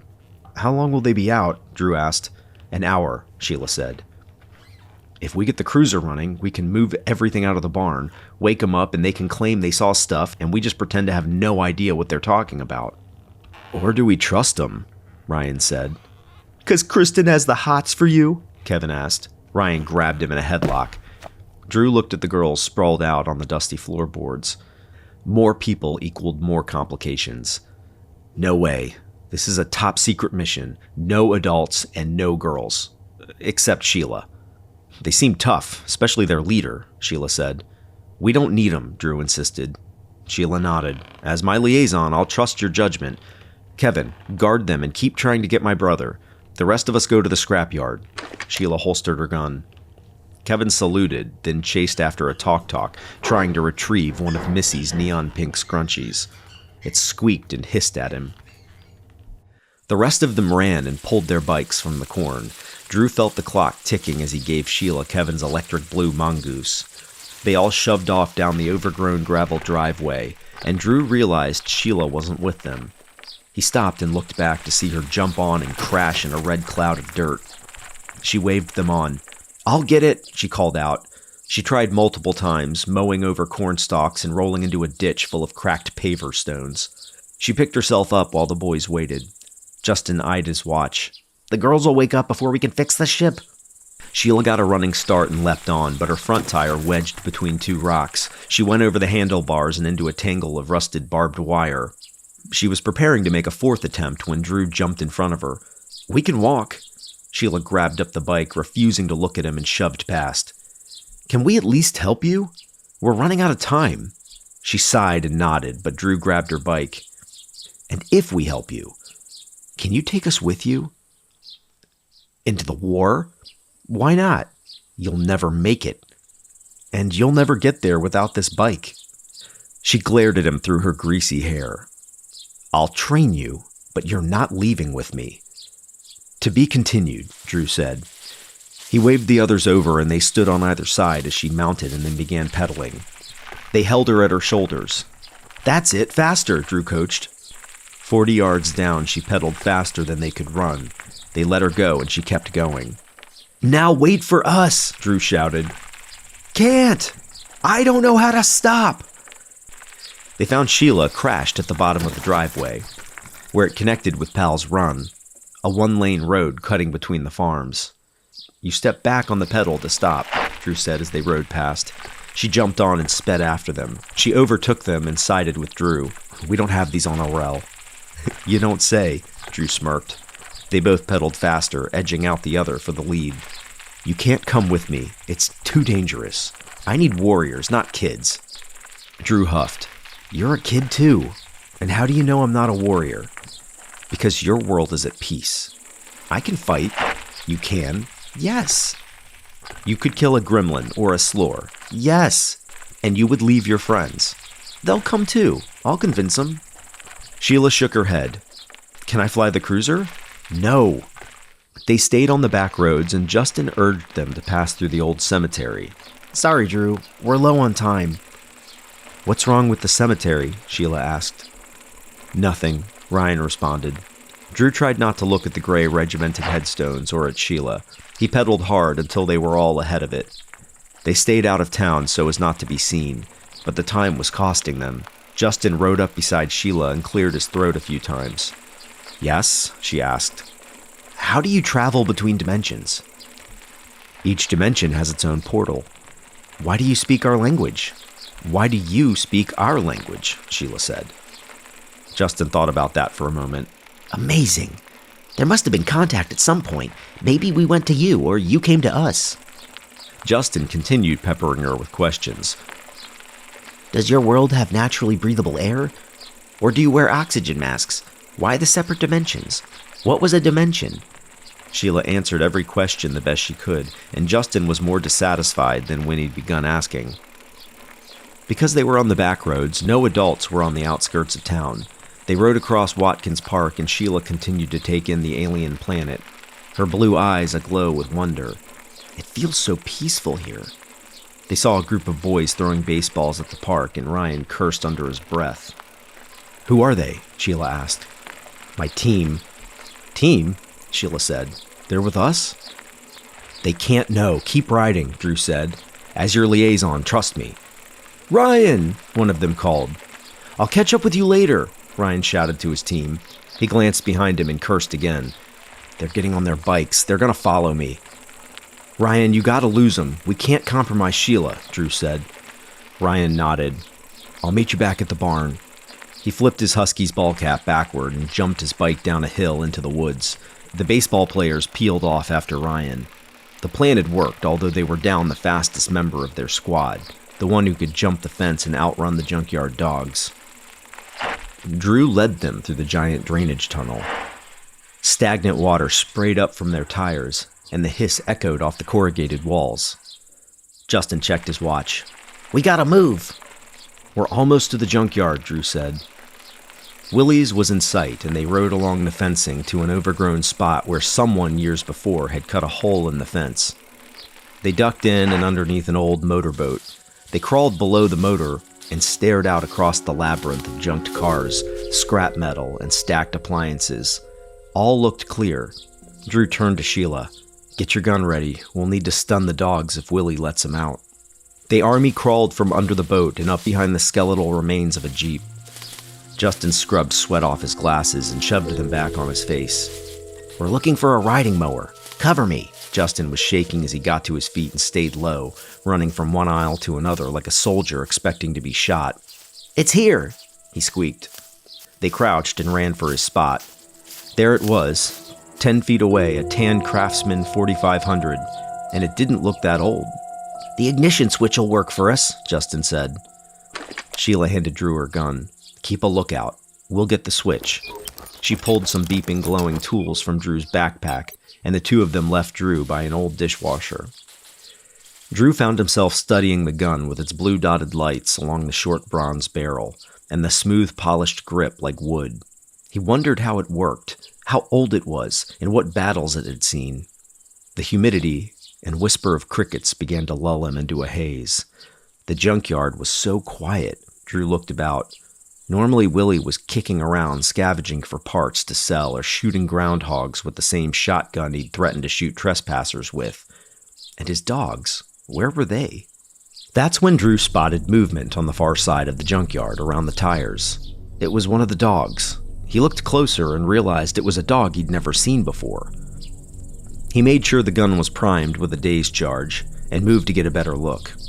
It must have been a new stray. It was jet black and shuffling between the piles of tires, so it was never in full view. It waddled like it was injured and appeared deformed. Drew placed his hand on the washer to peer over, but he felt something thick and sticky. He pulled his hand away and a long string of purple slime came away with it. He flicked his hand, and as he did, he dropped the gun. It disappeared in the weeds. Drew dove down and felt for it, but he couldn't feel it. He looked back for the dog. It was gone. He went back to the weeds, combing his hands through the crabgrass. The dog could be running at them from the east, behind a row of wrecked semis, and he'd have no gun to protect them.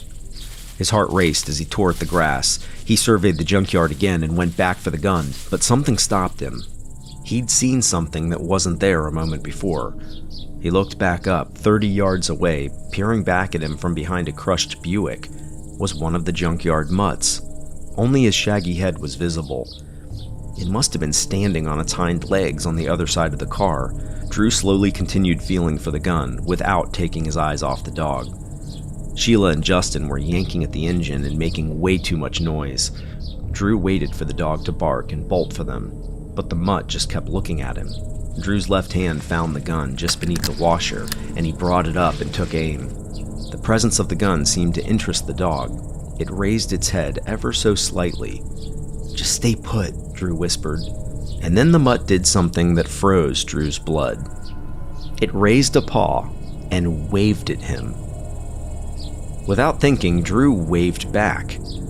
Then it used its paw to beckon him. "We got it! Let's get out of here!" Sheela grabbed his shoulder excitedly, and Drew jumped with a violent start. She saw him aiming and dove down beside him. "What?" "Look," Drew said, and pointed at the Buick. The mutt was gone. Justin crouched, his bag full of scavenged parts. "It was right there, one of the junkyard dogs." "Then let's get out of here." Justin scrambled down beneath the boat. Drew looked back, searching the yard. "What?" Sheela asked. Drew remembered the sleeping beauties in the barn. Never mind. They army crawled down beneath the boat and through the fence. They were making great time. Drew felt good. He was proving himself to Sheela, not just as a liaison to the uncharted 10th dimension, but as a potential dimension warrior. He'd even reasoned away the waving dog. Maybe it had escaped from a circus or something. He jumped his bike off a curb and rode along without holding the handlebars. He kept going, standing up and acting like he was going to stand on his bike seat. "What are you doing?" Sheela said. "In our dimension, we call that showing off," Justin said. "And we're gonna be late if he keeps it up. Let's take the woods. We can show her our tree fort on the way." Drew dropped back down on his seat and veered off the road. "This way'll keep us out of town." They collided with the woods and low-hanging summer foliage and burst through into a world of green. Drew pumped his brakes and coasted down the low-sloping hill. He and his friends were the only kids who rode their bikes through the woods. They'd learned the narrow paths and knew how to duck every low branch. They'd even raced through the forest at night with minimal injuries. It was going to be the best tree fort ever. Drew had just explained their previous greatest plan ever. It sounded childish now, and Sheila's continual smirk didn't help. "We even started setting up booby traps," Justin said proudly. "Booby traps?" "You're going to want to duck." Drew pointed out 20 yards of tightly strung fishing line, nearly invisible across the dappled shady path. "We call that trap the Headless Horseman." They ducked under it and jumped their bikes over a leafy hillock. Drew tried to stand ahead of Sheela, swerving expertly around and between the close trees. They passed below a giant bone-white sycamore tree leaning so far over that several thick roots were exposed. Drew kept expecting it to fall and was hoping it would eventually fall on the big boys when it did. He looked back. Sheela was studying the tree so that she nearly rear-ended him. "Big, huh?" "No. On Aurel, my homeworld, we have many great trees. They stretch up forever, so big we build cities in them. I've never seen trees so small." "Oh, well, our old fort is right up ahead." Drew smelled the cigarettes before he saw them. He came flying around an outcropping of honeysuckle, and by then it was too late. The big boys were lounging on their bikes around what would have been their future tree fort. Drew hit his brakes, but not before slamming into Jimmy's second, Billy.